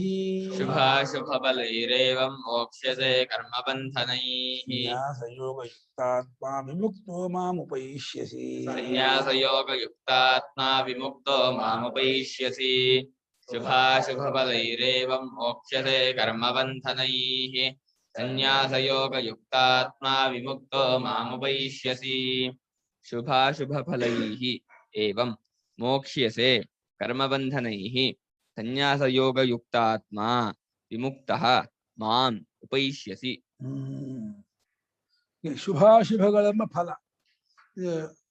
ಎರಡು ಫಲದ, ಪಾಪಕರ್ಮದ ಫಲವೂ ಫಲವೇ, ಪುಣ್ಯಕರ್ಮದ ಫಲವೂ ಫಲವೇ. ಪುಣ್ಯಕರ್ಮದ ಫಲವೂ ಅನರ್ಥವೇ, ಯಾಕಂದ್ರೆ ಅದು ಕೂಡ ಸಂಸಾರಕ್ಕೆ ಈಡು ಮಾಡುತ್ತೆ. ದುಃಖ ಫಲವಂತೂ ಪ್ರತ್ಯಕ್ಷ ದುಃಖ ಕಷ್ಟ ಅಂತ. ಈಗ ಶುಭಾಶುಭ ಫಲವನ್ನುಳ್ಳ ಕರ್ಮಗಳಿಂದ ಅಂತ. ಶುಭಾಶುಭ ಫಲ ಕಾರಣ ಕರ್ಮ. ಆ ಶುಭಾಶುಭ ಫಲವನ್ನುಳ್ಳ ಕರ್ಮಗಳೆಂಬ ಬಂಧನದಿಂದಲೇ ಬಿಡುಗಡೆ ಹೊಂದ್ಬಿಡ್ತೀಯ ಅಂದ್ರೆ, ಕರ್ಮ ಬಂಧನ ಕಚ್ಕೋತೀಯ ಅಂದ್ರೆ, ಕರ್ಮ ಕಾರಣವಾಗಿರೋ ಕಾಮ ಕಾಣುವ ಅಜ್ಞಾನದಿಂದ ಬಿಟ್ಕೊಂಡ್ಬಿಡ್ತೀಯ. ಕ್ರಮೇಣ ಇದರ ಮಾಡ್ತಾ ಮಾಡ್ತಾ ಚಿತ್ತಶುದ್ಧಿ ಹೊಂದ್ಬಿಟ್ಟು ಭಗವತ್ ತತ್ವದ ಪರಿಚಯವಾಗುತ್ತಲೇ ಅಜ್ಞಾನ ಹೋಗಿ ಕಾಮ ಹೋಗಿ ಕರ್ಮ ಬಂಧನ ಕಚ್ಕೊಂಡ್ಬಿಡ್ತೀಯ ನೀನು. ಅಷ್ಟು ದೊಡ್ಡ ಫಲ ಇದೆ ಇದಕ್ಕೆ. ಮುಕ್ತನಾಗ್ತೀಯ ನೀನು ಅಂತ ಇದ್ದಾನೆ. ಇಷ್ಟು ಮಾಡ್ಕೊಂಡಿರೋ, ಇಷ್ಟು ಮಾಡ್ಕೊಂಡಿದ್ರೆ ನೀನು ಮುಕ್ತನಾಗೋಕೆ ಅರ್ಹನಾಗ್ತೀಯ, ನಿಮ್ಮ ಮೋಕ್ಷ ಪ್ರಾಪ್ತಿ ಆಗುತ್ತೆ ನಿನಗೆ ಅಂತ ಅಷ್ಟರ ಮಟ್ಟಿಗೆ ಒಂದು ದೊಡ್ಡ ಫಲ ಹೇಳ್ತಾ ಇದ್ದಾರೆ. ಎಷ್ಟು ದೊಡ್ಡ ಫಲ ಆಯಿತು. ವಿಶ್ವವೇಧ ಯಜ್ಞಕ್ಕೂ ಕೂಡ ಬ್ರಹ್ಮಲೋಕ ಫಲವೇ ಹೊರತು ಮೋಕ್ಷ ಫಲ ಅಲ್ಲ. ಮೋಕ್ಷ ಫಲ ಕೊಟ್ಬಿಟ್ಟ ಇದಕ್ಕೆ. ಅಗ್ನಿಹೋತ್ರಾದಿಗಳಿಗಂತೂ ಆಗೋ ಫಲ ಸ್ವರ್ಗಾದಿಗಳು ಅಷ್ಟೇ.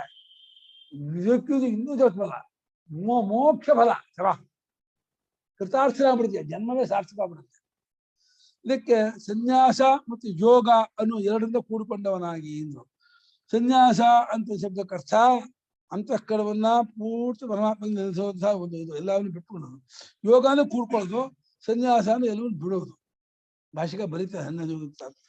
ಹೀಗೆ ಎರಡರಿಂದ ಕೂಡ್ಕೊಂಡು ಅಂತಃಕರಣವುಳ್ಳವನು ವಿಮುಕ್ತರಾಗಿ ಬಂಧದಿಂದ ಕಳ್ಸ್ಕೊಂಡವನಾಗಿ ನನ್ನನ್ನೇ ಸೇರ್ಕೊಂಡ್ಬಿಡ್ತಾನೆ, ನನ್ನಲ್ಲಿ ಒಂದಾಗ್ತಾನೆ. ಶುಭಾಶುಭ ಫಲೈ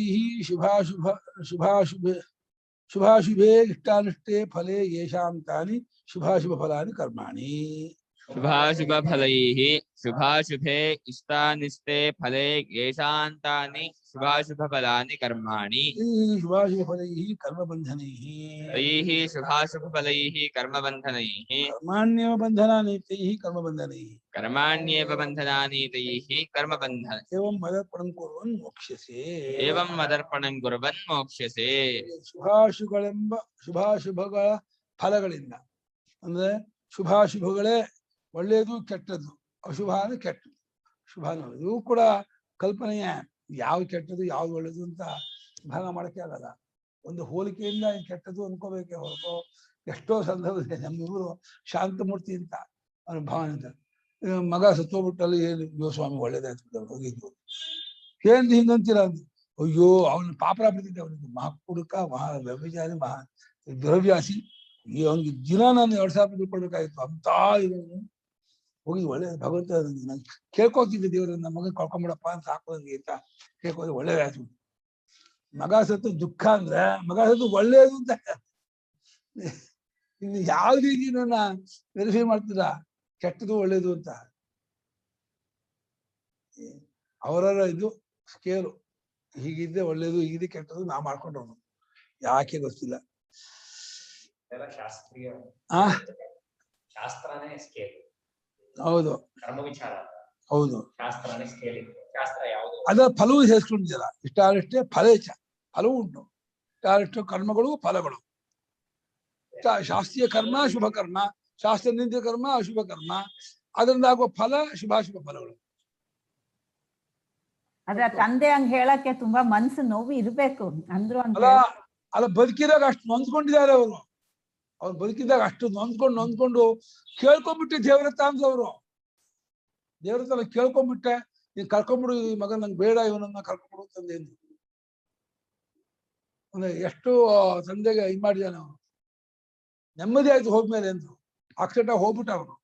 ನಾನು ಅಯ್ಯೋ ಏನ್ರಿ ಮಗನ್ ಕಳ್ಕೊಂಡ್ಬಿಟ್ಟಲ್ಲ ಮಗ ಹೋಗ್ಬಿಟ್ಟಲ್ಲ ಅಂದ್ರೆ ಅಯ್ಯೋ ಒಳ್ಳೇದಾಯ್ತು ಬಿಡಿ ಹೋದ್ ಒಳ್ಳೆ ಆಯ್ತು.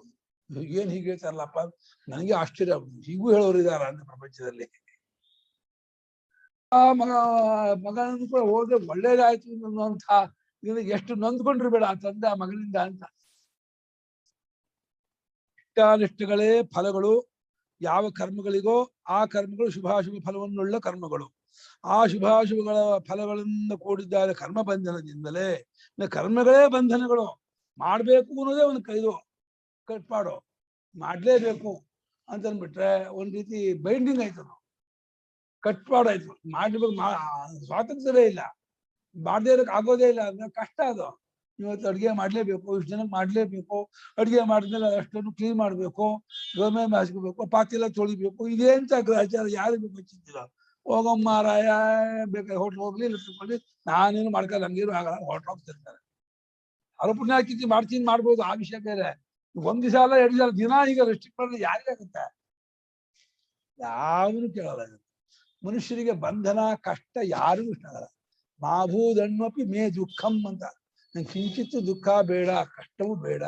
ಸುಖೀಶ್ಯಾಂ ಸರ್ವದಂ ಸಹ ಅದ ಅವಾಗ ಸುಖೀಶ್ಯಾಮಹಂ ಸರ್ವದ. ಅವಾಗ ಸುಖಿಯಾಗಿರ್ಬೇಕು ಮನುಷ್ಯನ ಅಪೇಕ್ಷೆ. ಅದು ಆತ್ಮದ ಸ್ವಭಾವ. ಅದು ಸುಖ ಅಂದ್ರೆ ಆತ್ಮ ಸ್ವಭಾವ ಹಾಗೆ ಇರ್ಬೇಕು ಅಂತಾರೆ.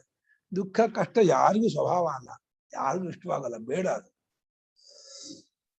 ಶುಭಾಶುಭ ಫಲಗಳನ್ನುಳ್ಳ ಕರ್ಮ ಬಂಧನಗಳಿಂದ ಅಂದ್ರೆ ಕರ್ಮಗಳೇ ಬಂಧನಗಳು. ಆ ಕರ್ಮ ಬಂಧನಗಳಿಂದ ಬಿಡುಗಡೆ ಹೊಂತೀಯ ಯಾವಾಗ ಏವಂ ಅದರ್ಪಣಂ ಕುರ್ವನ್, ಈ ರೀತಿ ನನಗೆ ಅರ್ಪಣೆ ಮಾಡುತ್ತಾ ಒಪ್ಪಿಸ್ತಾ ಪೂರ್ತಿ ಕ್ರಿಯೆ ಒಪ್ಪಿಸೋದು, ಕ್ರಿಯಾ ಸಾಧನ ಒಪ್ಪಿಸೋದು, ಕ್ರಿಯಾ ಕರ್ತೃತ್ವವನ್ನು ಒಪ್ಪಿಸೋದು. 3 ಕರ್ತೃತ್ವವನ್ನು ಒಪ್ಪಿಸಿ, ಸಾಧನವನ್ನು ಒಪ್ಪಿಸಿ, ಫಲವನ್ನು ಒಪ್ಪಿಸಿದ್ರೆ ಪೂರ್ತಿ ಕರ್ಮ ಬಿಟ್ಟಂಗೆ ಆಯ್ತು.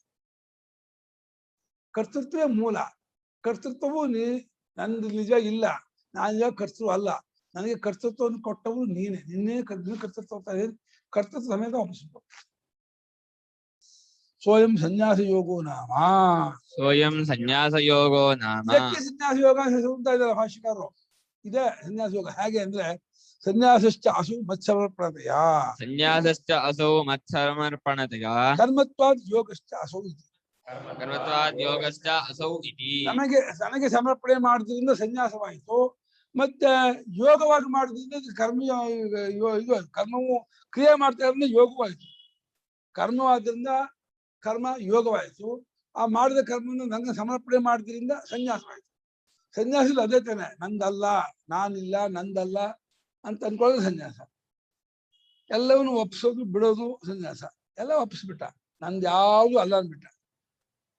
ಕ್ರಿಯೆ ಆಗಲಿ, ಕ್ರಿಯಾ ಸಾಧನವಾಗಲಿ, ಫಲವಾಗಲಿ ಯಾವುದು ನನ್ಗೆ ಬೇಕಿಲ್ಲ, ನಂದಲ್ಲ ಅನ್ನೋದು ಹೆಚ್ಚು ಸನ್ಯಾಸ.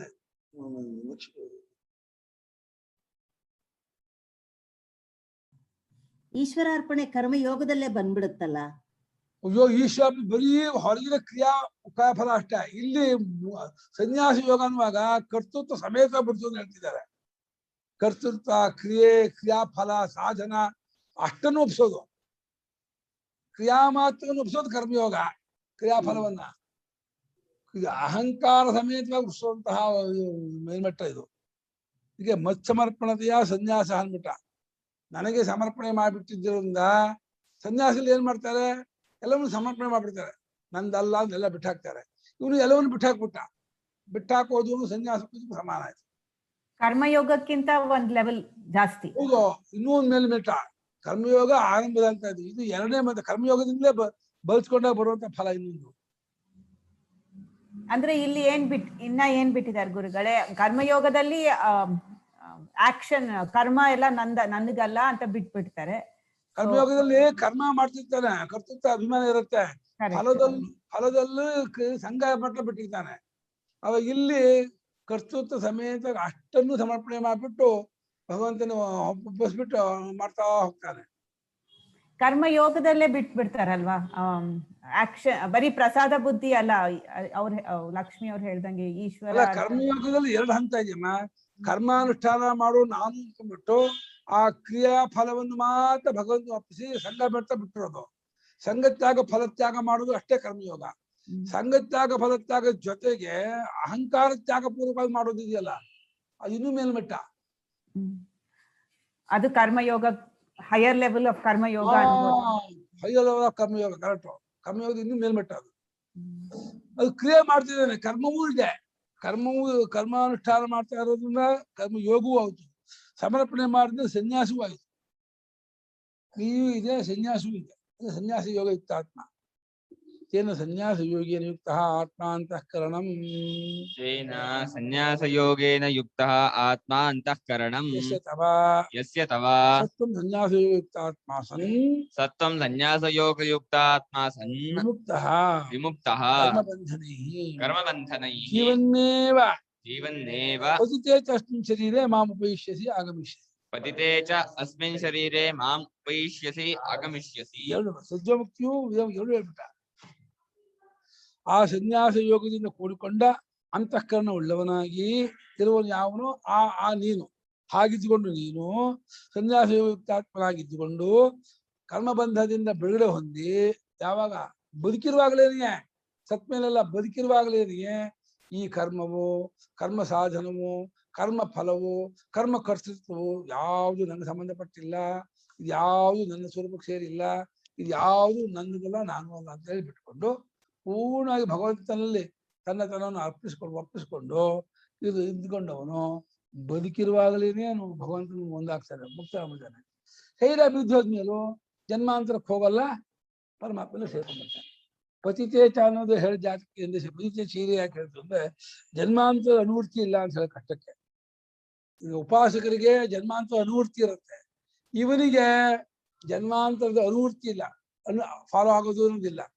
ಇದು ಗಡಿಗೆ ಹೊಡೆದ್ಮೇಲೆ ಘಟಾಕಾಶ ಮಹಾಕಾಶ ಒಂದಾಗುವಾಗೇನೆ ದೇಹ ಬಿದ್ದೋದ್ಮೇಲೆ ಆ ಜೀವರೂಪ ಬದುಕಿರುವಾಗಲೇ ಪರಮಾತ್ಮ ರೂಪಲ್ಲೇ ಇರುತ್ತೆ, ಪರಮಾತ್ಮ ರೂಪಲ್ಲೇ ಒಂದಾಯ್ತು ಅಂತ ಔಪಚಾರಿಕ ಹೇಳ್ಬೇಕು. ಬೇರೆ ಆಗಿದ್ದಾನೆ ಒಂದಾಗ್ಬೇಕು, ಒಂದಾಗಿರೋದೇ ಒಂದಾಯ್ತು ಅಂತ ಉಪಚಾರಕ್ಕೆ ಹೇಳ್ಬೇಕು. ತತ್ವಜ್ಞಾನದವರೆಗೂ ಹೋಗ್ತಾನೆ ಅಂತ ಅಷ್ಟು ಬಿಟ್ಟು ತಗೊಂಡೋದು.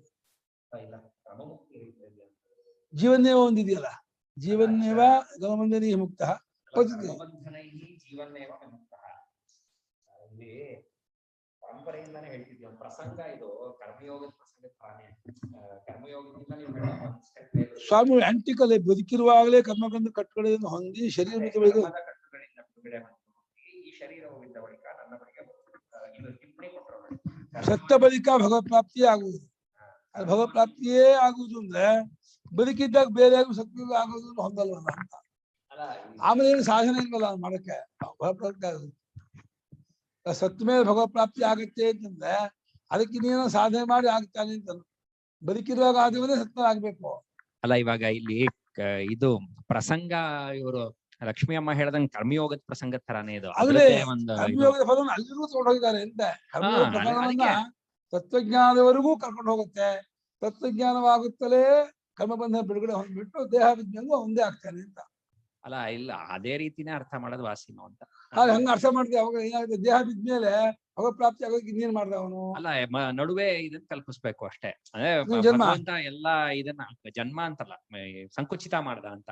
ಆಯ್ತು, ನೀವು ಈಗ ಮೋಕ್ಷವಾಗ್ಲಿಲ್ಲ ಅಂತಂದ್ರೆ ಸತ್ಕೂಡಲೇ ಭಗವತ್ ಪ್ರಾಪ್ತಿ ಆಗೋದಕ್ಕೆ ಈಗ ಆಗದೆ ಇದ್ದಕ್ಕೂ ಸತ್ಮೇಲೆ ಆಗಿದ್ದಕ್ಕೂ ಮಧ್ಯದಲ್ಲಿ ಅದಾಗೋದಕ್ಕೆ ಏನ್ ಮಾಡ್ದ? ಅಲ್ಲೇನು ಅವ್ನ ಸಾಧನೆ ಇಲ್ಲಲ್ಲ. ಅಲ್ಲ, ಅಲ್ಲಿ ಹಿಂದೆ ಹೇಳಿದ್ದಂಗೆ ಸತ್ವಶುದ್ಧಿ ದ್ವಾರೇಣ ಅಂತ ಚಿತ್ತಶುದ್ಧಿ ಅಲ್ಲಿ ಆಯ್ತು, ಉಪಾಸನೆ ಸರಿ. ಚಿತ್ತೈಕಾಗ್ರತೆ, ಆಮೇಲೆ ಆತ್ಮಜ್ಞಾನಕ್ಕೆ ಯೋಗ್ಯತೆ, ಸರಿ. ವಿಚಾರ ವಿವೇಕ, ಆಮೇಲೆ ಜ್ಞಾನ ಮೋಕ್ಷ. ಸರಿ. ಅದನ್ನ ಅಲ್ಲ, ನನ್ಗೆ ಯಾಕೆ ಸಂಶಯ ಬಂತು ಅಂದ್ರೆ ಈ ಪ್ರಸಂಗ ಇದು ಕರ್ಮಯೋಗದ ಪ್ರಸಂಗ ತರಾನೇ ಇದೆ ಇದು. ಹೌದು, ಕರ್ಮಯೋಗದ So, ಫಲ ಈ ಫಲ ಅಲ್ಲಿ ಕರ್ಮಯೋಗದಲ್ಲಿ ಫಲ ನನ್ನನ್ನೇ ಸೇರ್ತೀಯ ಅಂದ್ರೆ ಹೇಗೆ ಅವಾಂತರ ಫಲ ಕಲ್ಪಿಸ್ಬೇಕು, ಅದೇ ರೀತಿ ಕಲ್ಪಿಸ್ಬೇಕೇನೋ ಅಂತ. 2ನೇ ಟಿಪ್ಪಣಿ ನೋಡಿ ಒಳ್ಳೆ ಸ್ವಾಮಿಗಳು. ಅದೇ ನೋಡಿದ್ರೆ ಕರ್ಮವನ್ನು ಭಗವಂತನಿಗೆ ಸಮರ್ಪಣೆ ಮಾಡುತ್ತಲೇ ಇರುವವನಿಗೆ ಸತ್ತ ಬಳಿಕ ಭಗವತ್ ಪ್ರಾಪ್ತಿಯೇ ಫಲವಾಗುವುದು. ಇವನು ಸಮರ್ಪಣೆ ಮಾಡ್ತೀಯಾನೆ, ಇನ್ನು ದ್ವೈತ ಬುದ್ಧಿ ಹೋಗಿಲ್ಲ. ಒಪ್ಕೊಂಡೆ, ಮಾಡ್ತಿದ್ದಾನೆ. ಸತ್ತ ಬಳಿಕ ಭಗವತ್ ಪ್ರಾಪ್ತಿ ಆಗತ್ತೆ ಅಂದ್ರೆ ಇಲ್ಲ ಜನ್ಮ ತಗೋಬೇಕಲ್ಲೇ. ಕರೆಕ್ಟ್ ತಗೋಬೇಕು. ಇವಾಗ ನೀವು 2ರಲ್ಲಿ ಸಂಕೋಚ ಮಾಡ್ಬೇಕು. ಹಾಗ್ ಮಾಡಿ. ಜ್ಞಾನದಿಂದ ಫಲ ಅನ್ನೋದನ್ನ ಸಂಕೋಚ ಮಾಡ್ಬೇಕು. ಅವಾಗ ಸತ್ತ ಬಳಿಕ ಅಂದ್ರೆ ಸತ್ ಮೇಲೂ ಇನ್ನೊಂದು ಜನ್ಮ ತಗೊಂಡು ಅಲ್ಲಿ ಜ್ಞಾನ ಪಡ್ಕೊಂಡು ಮಾಡ್ಬೇಕು. ಹೌದು, ಹಾಗೆ ಮಾಡ್ಬೇಕು. ಅವಾಗ ಅದೊಂದು ಪರ ಇಲ್ಲ. ಸತ್ ಮೇಲೂ ಪ್ರಸಂಗದಿಂದ ಮಾಡಿ. ಪ್ರಸಂಗ ಈಗ ಒಟ್ಟ ಮೇಲೆ ನಾನ್ ಹೇಳೋದು ಪತ್ರಂ ಪುಷ್ಪಂ ಫಲಂ ಸಾಯೋದು ಭಗವತ್ ಪ್ರಾಪ್ತಿಗೆ ಸಾಧನ ಅಂತ ಆಗೋ ಸಾಧ್ಯ ಇಲ್ಲ.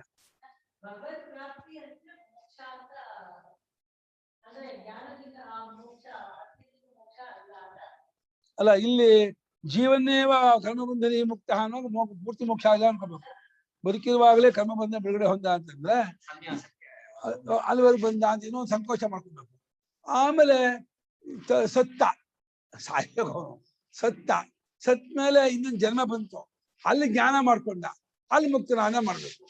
ಇಲ್ಲ, ಇಲ್ಲಿ ಕರ್ಮಬಂಧನ ಬಿಡುಗಡೆ ಹೊಂದುತ್ತಾ ಇಲ್ಲಿ ತತ್ವಜ್ಞಾನ ಮಾಡ್ಕೊಂಡು ಮುಕ್ತನಾಗಿ ದೇಹ ಬಿದ್ದ ಮೇಲೂ ಕೂಡ ಭಗವಂತಲ್ಲೇ ಸೇರ್ತಾನೆ ಅಂತ, ದೇಹ ಬಿದ್ದ ಸೇರ್ತಾನೆ ಅಂತ ಗೌಣ ಅಂತ ಮಾಡ್ಬೇಕು. ಈ ಪ್ರಸಂಗ ಪತ್ರಂ ಪುಷ್ಪಂ ಫಲಂ ಇದೆಲ್ಲ ಆತ್ಮಜ್ಞಾನಕ್ಕೆ ಸಾಧನ ಹೇಳ್ತಾ ಮಾಡ್ತಿದ್ದಾರೆ ಅಂದ್ಕೊಂಡೆ. ನೀವು ಹೇಳ್ದಂಗೆ ಆಗ್ಬೋದೇನೋ. ಇಲ್ಲಿ ಸ್ವಾಮಿಗಳು ಏನ್ ಸ್ಪಷ್ಟ ಮಾಡ್ಲಿಲ್ಲ. ಅಲ್ಲ, ಇದು ಗೀತಾಶಾಸ್ತ್ರಾರ್ಥ ದೇಹ ಮುಕ್ತಿ ಅಂತ ಹೇಳಿದ್ದಾರೆ. ಇದನ್ನ ನಾನು ನೋಡಿದ್ದೀನಿ. ಗೀತಾಶಾಸ್ತ್ರಾರ್ಥ ವಿವೇಕದಲ್ಲಿ ಇದು ವಿದೇಹ ಮುಕ್ತಿ ಹೊರತು ಸದ್ಯ ಮುಕ್ತಿ ಅಲ್ಲ ಅಂತ ಮಾಡಿದ್ದಾರೆ. ಅವಾಗ ಏನ್ ಮಾಡ್ಬೇಕು?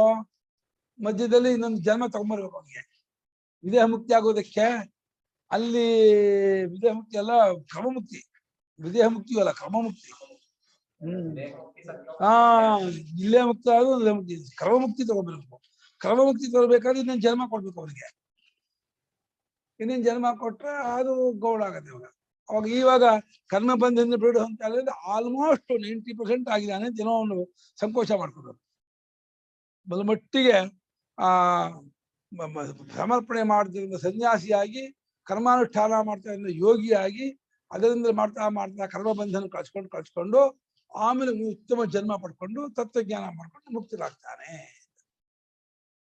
ಯಾಕೆಂದ್ರೆ ಕ್ರಿಯೆಗಾಗಲಿ ಭಾವನೆಗಾಗಲಿ ನೇರವಾಗಿ ಭಗವತ್ ಪ್ರಾಪ್ತಿ ಆಗಲ್ಲ. ಭಗವತ್ ಪ್ರಾಪ್ತಿಗಾಗೋದು ಜ್ಞಾನವೇ. ಇನ್ನು ಯಾವುದೇ ಉಪಾಸನೆಗೆ ಭಗವತ್ ಪ್ರಾಪ್ತಿ ಆಗೋದು ಇಲ್ಲೂ ಯಾಂತಿ ದೇವವ್ರತ ದೇವಾಂತಿ ಯಾಂತಿ ಪಿತೃವ್ರತ ಭೂತಾನಿ ಯಾಂತಿ ಭೂತೇಜ್ಯ ಯಾಂತಿ ಮಧ್ಯಾಜಿಮಪಿ ಮಾಮುವಾಗ ನನ್ನನ್ನ ಪೂಜೆ ಮಾಡಿ ನನ್ನನ್ನು ಸೇರ್ಕೋತಾರೆ ಅಂದ್ರೆ ಅಲ್ಲೂ ಕೂಡ ನನ್ನನ್ನು ಪೂಜೆ ಮಾಡುವ ಚಿತ್ತಶುದ್ಧಿ ಹೊಂದಿ ಅದೇ ಆ ಪ್ರಸಿದ್ಧಿ ತರಲೇಬೇಕು. ನೇರವಾಗಿ ಭಗವತ್ ಪ್ರಾಪ್ತಿ ಪರಮಾತ್ಮನ ಮಾತ್ರ ಕ್ರಿಯೆಯಿಂದಲಾಗಲಿ ಭಾವನೆಯಲ್ಲಿ ಮುಟ್ಟಕ್ಕಾಗಲ್ಲ. ಕ್ರಿಯೆಯಿಂದ ಭಾವನೆಯಿಂದ ಮುಟ್ಟೋ ಜಾಗವೆಲ್ಲ ಲೋಕಾಂತರ ಜನ್ಮಾಂತರವೇ. ಭಗವಂತನ ಮುಟ್ಟೋದು ಅಂತಂದ್ರೆ ಜ್ಞಾನದಿಂದಲೇ. ಯಾಕಂದ್ರೆ ಮುಟ್ಟಿಲ್ಲ ಅನ್ನೋದು ಅಜ್ಞಾನವಾದ್ರಿಂದ, ಯಾವಾಗಲೂ ಮುಟ್ಟಿದವನೇ ಆದ್ರಿಂದ, ಮುಟ್ಟಬೇಕಾಗಿಲ್ಲವಾದ್ರಿಂದ. ಮುಟ್ಟೋದು ಅಂದ್ರೆ ಅಲ್ಲ, ಅಲ್ಲಿ ಮುಟ್ಟೋದು ಅಂದ್ರೆ ಇಲ್ಲ, ಮುಟ್ಟಿದವನೇ. ಮುಟ್ಟಿಲ್ಲ ಅಂತ ಅಂದ್ಕೊಂಡಿದ್ದಾನೆ, ಆ ಅಜ್ಞಾನ ಬಿಟ್ಕೊಂಡ್ರೆ ಮುಟ್ಟಿದಂತ ಆಗ್ತಿದೆ ಅಷ್ಟೇ.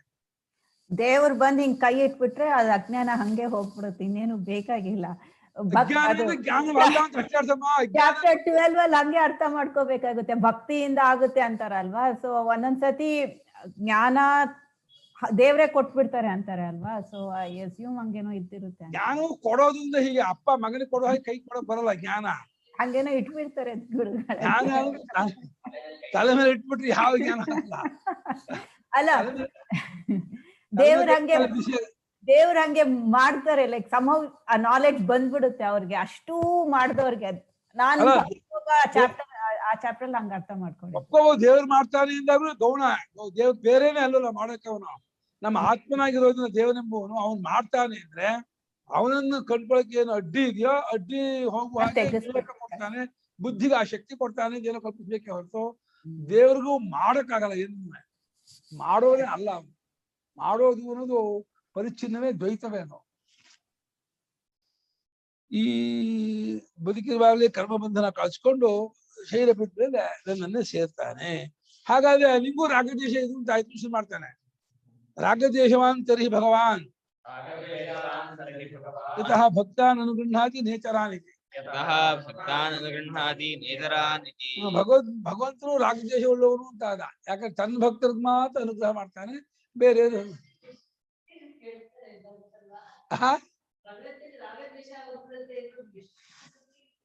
ಅದು ಲೋಕದ ಹಾಗೆ ಭಗವಂತ ತಂದುಬಿಡ್ತಲ್ಲ. ಭಗವಂತ ನನ್ನನ್ನ ಮಾಡ್ಕೊಂಡು ನನ್ನ ಸೇರ್ಕೊಳ್ತಾನೆ, ಮಾಡ್ತಾನೆ, ನಾನು ಅನುಗ್ರಹ ಮಾಡ್ತೀನಿ. ಹಂಗೈತೆ ಅಷ್ಟೋ ಕಡೆಯಲ್ಲಿ ನಾನೇ ಅನುಗ್ರಹ ಮಾಡ್ತೀನಿ, ಶಾಮಹಂ ಸಮುದ್ಧರ್ತ ಅಂತ ಹೇಳ್ಬಿಡ್ತಾನೆ. ಆಮೇಲೆ ನಾನು ಅವನ್ನ ಮಾಡ್ಕೊಂಡು ಅನುಗ್ರಹ ಮಾಡ್ತೀನಿ. ನಾಶಿಯಾಮ್ ಜ್ಞಾತ ಭಾವಸ್ವ ಜ್ಞಾನಿದ್ದೇನೆ. ನೀನ್ ಮಾಡ್ತೀನಿ ಹೇಳ್ಕೊಳ್ತಿದ್ಯಲ್ಲ, ಎಲ್ರಿಗೂ ಮಾಡು, ಕೆಲವ್ರಿಗೆ ಯಾಕೆ ಮಾಡ್ತೀನಿ ಅಂತ ಅಂತೀಯಾ? ನೀನ್ ಮಾಡೋನೇ ಆದ್ರೆ ಈಗ ತಾಯಿಗೆ ಚಿಕ್ಕ ಮಕ್ಕಳು ಏನೇನೋ ಚೇಷ್ಟೆ ಮಾಡ್ತಿದ್ದ, ಆಟ ಆಡ್ತಿದ್ದ ಹೋಗ್ತೆ, ಅದ್ಯಾವುದೋ ವಿಷದ ಬಾಟ್ಲಿನೋ ಇನ್ನು ತಗೊಳ್ತೋ ತಾಯಿ ಬಿಟ್ಬಿಡ್ತಾಳ. ಅವನ ಅಜ್ಞಾನ ತಗೊಂಡ್ ಹೋಗಿ ತಾಯಿ ಬಿಡೋಲ್ಲ, ಕಸ್ಕೊಳ್ತಾಳೆ, ಬೇಡ ತಿನ್ಬೇಡ ಮೇಲಿಡ್ತಾಳೆ. ಹಾಗೆ ಅಜ್ಞಾನಿಗಳಿಗೆ ಗೊತ್ತಿಲ್ಲವಾದ್ರು ನೀನು ಸರ್ವಜ್ಞನಾದ್ರಿಂದ ಎಲ್ರಿಗೂ ಜ್ಞಾನ ಕೊಟ್ಟು ಮಾಡೋ. ನಿನಗೇನ್ ತೊಂದ್ರೆ? ಎಲ್ರಿಗೂ ಜ್ಞಾನ ಆದ್ರೆ ನಿನ್ಗೆ ಕಹಿನಾ? ಏನ್ ತೊಂದ್ರೆ ಅಮ್ಮ ಭಗವಂತನಿಗೆ? ಎಲ್ಲರೂ ಜ್ಞಾನಿಗಳಾಗ್ಬಿಟ್ರೆ ಎಲ್ರಿಗೂ ಯಾಕಮ್ಮ ಜ್ಞಾನ ಕೊಡ್ಬಾರ್ದು? ಆಟ ಆಡ್ತಾ ಇದಾರೆ ಎಲ್ಲರ ಜೊತೆ. ಸರ್ವಶಕ್ತ ಬೇರೆ, ಈಗ ಕೊಡೋಕು ಶಕ್ತಿ ಇದೆ, ಸಾಮರ್ಥ್ಯವಿದೆ, ಯೋಗ್ಯತೆ ಇದೆ. ಅವನು ಕೊಟ್ಬಿಟ್ಟು ಎಲ್ರಿಗೂ ದಾಸನ ಮಾಡ್ಬೋದಲ್ಲ. ಯಾರು ಜ್ಞಾನ ಆದ್ಮೇಲೆ ಯಾರು ಬೇಡವಾದಲ್ಲ.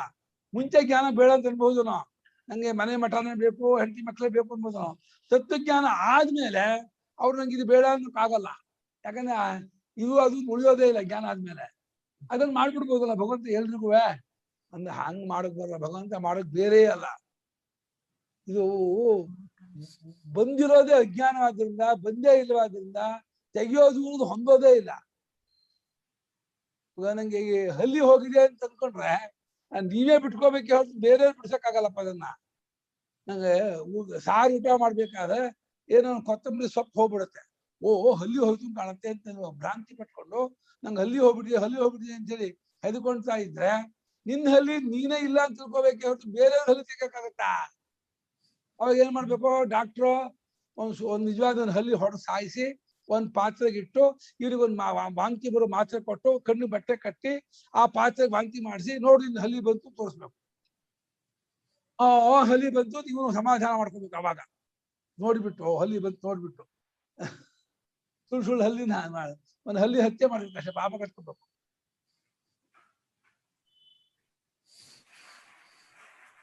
ನಿಜವಾಗಿ ಭಗವಂತನಿಗೆ ಕೊಡೋದು ಬರೋದೇ ಇಲ್ಲ. ಅಲ್ಲಿ ನಿನಗೆ ರಾಗದ್ವೇಷ ಇದೆ ಅಂತ ಆಗತ್ತಲ್ಲ, ಯಾಕೆ ಭಕ್ತರನ್ನ ಮಾತ್ರ ಅನುಗ್ರಹ ಮಾಡ್ತೀಯಾ, ಬೇರೆಯವ್ರಿಗೆ ಅನುಗ್ರಹ ಮಾಡೋಲ್ಲ ನೀನು ಅಂತ ನೀನೇ ಹೇಳ್ಕೊಂಡ್ಬಿಡ್ತೀಯ.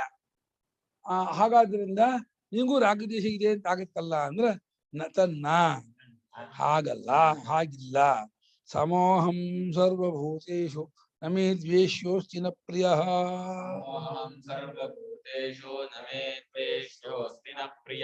ಯೇ ಭಜಂತಿ ತು ಮಾಂ ಭಕ್ತ್ಯಾ ಮಯಿ ತೇಷು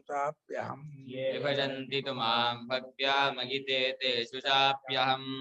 ಸಮೋಹಂ ಸರ್ವಭೂತೇಷು ನ ಮೇ ದ್ವೇಷ್ಯೋಸ್ತಿ ನ ಪ್ರಿಯಃ. ಯೇ ಭಜಂತಿ ತು ಮಾಂ ಭಕ್ತ್ಯಾ ಮಗಿತೆ ತೇಷು ಚಾಪ್ಯಹಂ. ಸಮಃ ಅಹಂ ಸರ್ವಭೂತೇಷು ನ ಮೇ ದ್ವೇಷ್ಯಃ ಅಸ್ತಿ ನ ಪ್ರಿಯಃ. ಏನೂ ಇಲ್ಲ ಅಂತ. ಯೇ ಭಜಂತಿ ತು ಮಾಂ ಭಕ್ತ್ಯಾ ಮಯಿ ತೇಷು ಚ ಅಪಿ ಅಹಂ. ಅಲ್ಲ, ಅಲ್ಲಿ ಅಹಂಸತ ಮಮ ಪ್ರಿಯ ಅಂದ. ನಾನು ಅವನ ಪ್ರಿಯ, ಅವನು ನನ್ನ ಪ್ರಿಯ ಅಂತಂದ. ಈಗ ನಂಗೆ ಯಾರು ಪ್ರಿಯರಿಲ್ಲ, ಯಾರು ದ್ವೇಷವಿಲ್ಲ. ಅದು ವ್ಯವಹಾರ ದೃಷ್ಟಿನೇ, ಪರಮಾರ್ಥ ದೃಷ್ಟಿ ಎಲ್ಲ ಎರಡು ಬಾಕ್ಸು. ಕತ್ತಿಗೆ ಬಂತ 2 ಬಾಕ್ಸ್ ಇದೆ ಅಂತಾರೆ. ವ್ಯವಹಾರ ದೃಷ್ಟಿಯಿಂದ ಜ್ಞಾನಿ ಪ್ರಿಯಪ್ಪ, ಅಭಕ್ತ ಪ್ರಿಯ ಅಂತೀನಿ. ಪರಮಾರ್ಥವಾಗಿ ನಂಗೆ ಯಾರು ಪ್ರಿಯರಿಲ್ಲ, ಯಾರು ದ್ವೇಷನೂ ಇಲ್ಲ, ನಾನು ಎಲ್ಲರಿಗೂ ಸಮ. ಯಾಕೆಂದ್ರೆ ನನಗೇನು ವಿಶೇಷವಿಲ್ಲ. ಚಳಿಗಾಲ ತುಂಬಾ ನಡುಕ್ತಾ ಇದ್ದಾರೆ, ಅಗ್ನಿ ಉರಿತಾ ಇದೆ. ಯಾರು ಹತ್ರಕ್ಕೆ ಹೋಗ್ತಾರೋ ಹತ್ರಕ್ಕೆ ಬಂದವರ ಚಳಿಯನ್ನು ಅಗ್ನಿ ಕಳೀತಾನೆ. ಯಾರು ದೂರದಲ್ಲೇ ಇರ್ತಾರೋ ಅವ್ರ ಚಳಿ ಕಳಿಯಲ್ಲ. ಅವ್ರೇನಾದ್ರು ನೋಡಿ ಅಗ್ನಿಗೆ ಎಂಥ ಪಾರ್ಶಿಯಾಲಿಟಿ ಇದೆ, ಹತ್ರಕ್ಕೆ ಬಂದವರು ಚಳಿ ಕಳೆದ, ನನ್ ಚಳಿ ಮಾತ್ರ ಕಳೀತಾ ಇಲ್ಲ ಅಂತ ದೂರದವನು ಅಂದ್ಕೊಂಡ್ರೆ ಅದಕ್ಕೇನರ್ಥ? ನೀನ್ ದೂರಕ್ಕೆ ಹೋಗಿದ್ಯಾ, ನಿಂಗೆ ಹೋಗಿಲ್ಲ ಅಷ್ಟೇ. ಅವನಿಗೆ ಅಗ್ನಿಗೇನೋ ಹತ್ರಕ್ಕೆ ಬಂದವ್ರಿಗೆಲ್ಲ ಸಮಾನ. ಹತ್ರಕ್ಕೆ ಬರ್ದೇ ಇದ್ದವ್ರಿಗೆಲ್ಲ ಕಳೀಲಿಲ್ಲ ಅಂತ ಆರೋಪದ ಕರ್ತೃತ್ವ. ಇವನು ಕಳೆದ ಅನ್ನೋದು ಆರೋಪದ ಕರ್ತೃತ್ವ, ಅವನು ಕಳಲಿಲ್ಲ ಅನ್ನೋದು ಆರೋಪದ ಕರ್ತೃತ್ವ. ಇವನು ಕಳೆದೂ ಇಲ್ಲ, ಅವನು ಕಳೀದೇ ಇರೋದು ಇಲ್ಲ.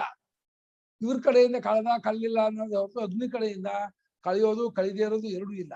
ಹಾಗೆ ಭಗವಂತನ ಕಡೆಯಿಂದ ಅನುಗ್ರಹ ಮಾಡೋದು ನಿಗ್ರಹ ಮಾಡೋದು ಏನೂ ಇಲ್ಲ.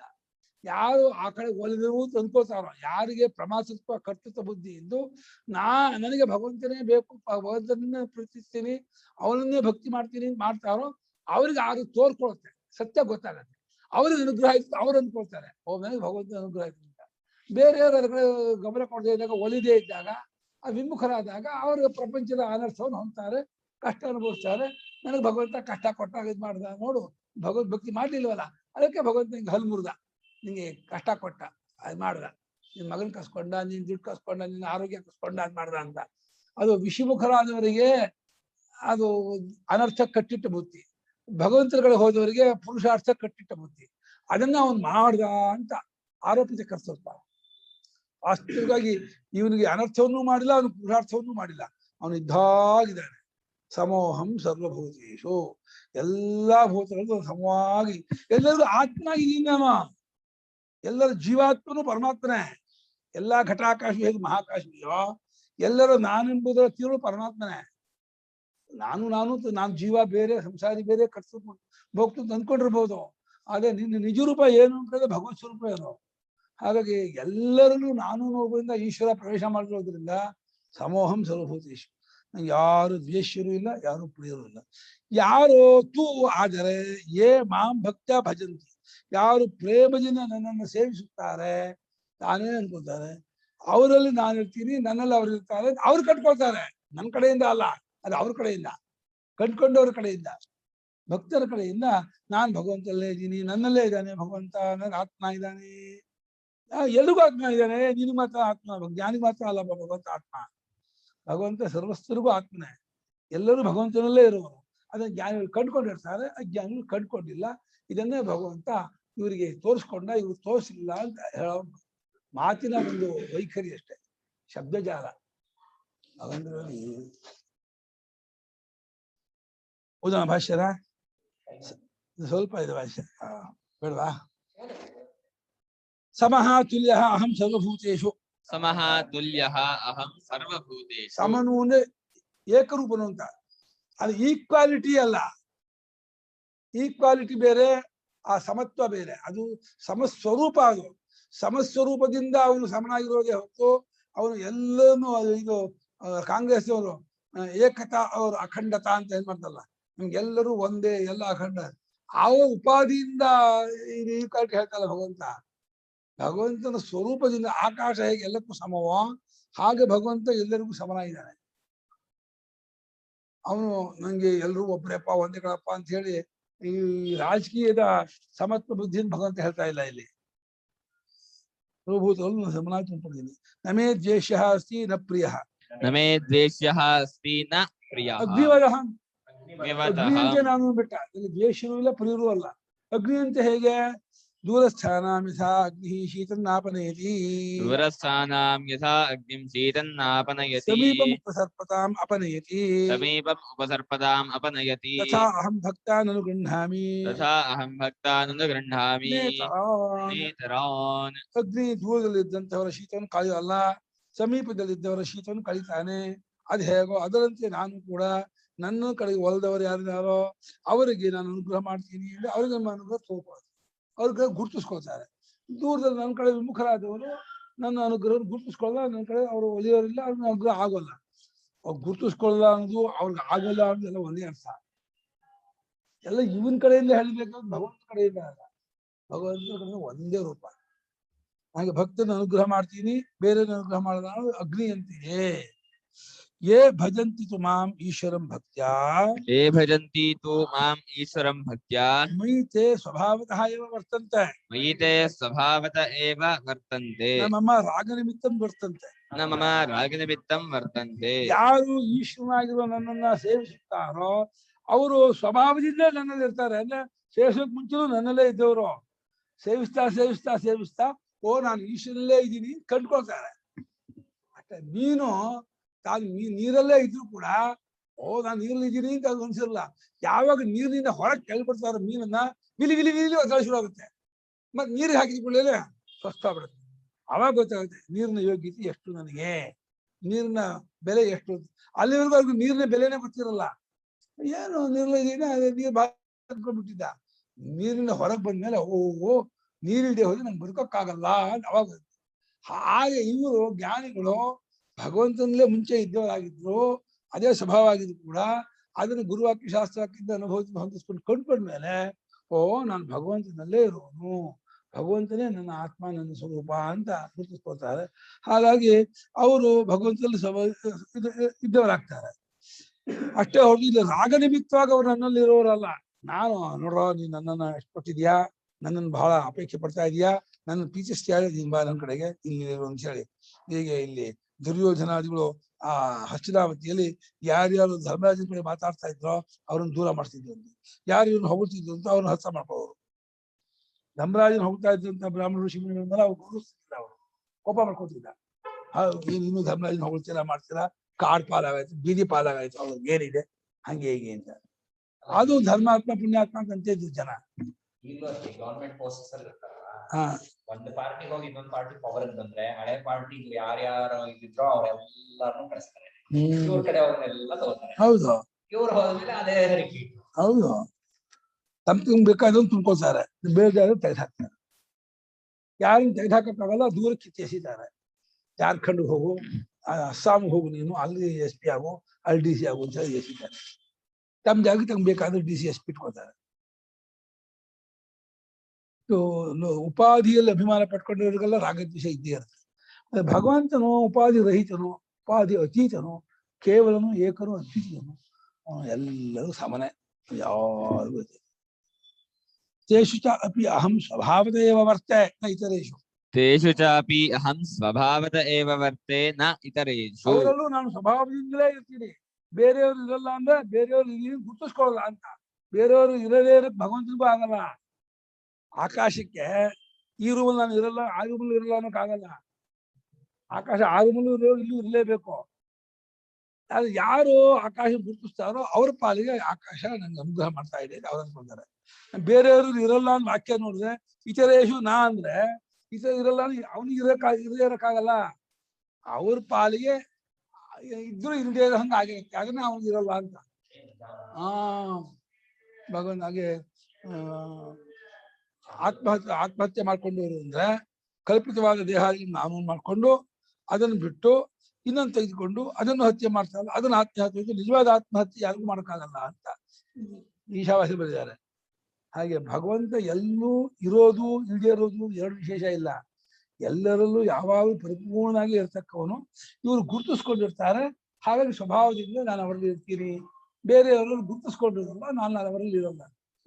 ನಮಗೆ ನಾನು ಭಗವಂತ ನಂಬಲ್ಲ, ನಾನು ಮಾಡಲ್ಲ. ಹಾಗೆ ಆ ರಂಗ ಐಚಿರಲ್ಲಿ ರಂಗ ದೇವರು ಇಲ್ಲ ಎಂತ ಬರೀ ಸುಳ್ಳು, ನಾನು ಎಷ್ಟು ಪೂಜೆ ಮಾಡಿ ನನ್ನ ಮಗನ ಕಸ್ಕೊಂಡ್ಬಿಟ್ಟ ಹಾಗೆ ಲೇ ರಂಗ ಬೇಡ ಕಣ್ಕೊಂಡು ಗೋದಾನ ತಗೋಬೇಡ, ದಕ್ಕಿಸ್ಕೋಕಾಗಲ್ಲ, ಜಪ ಇಲ್ಲ ಆಗತ್ತೆ ಮಾಡ್ತಾ ಗೋದ ತಗೊಂಡಿದ್ದ ಅದು ಭಕ್ತಿಸ್ತದ, ಬೇಡ ಹಾಕಣೋ ಅಂತಂದೆ.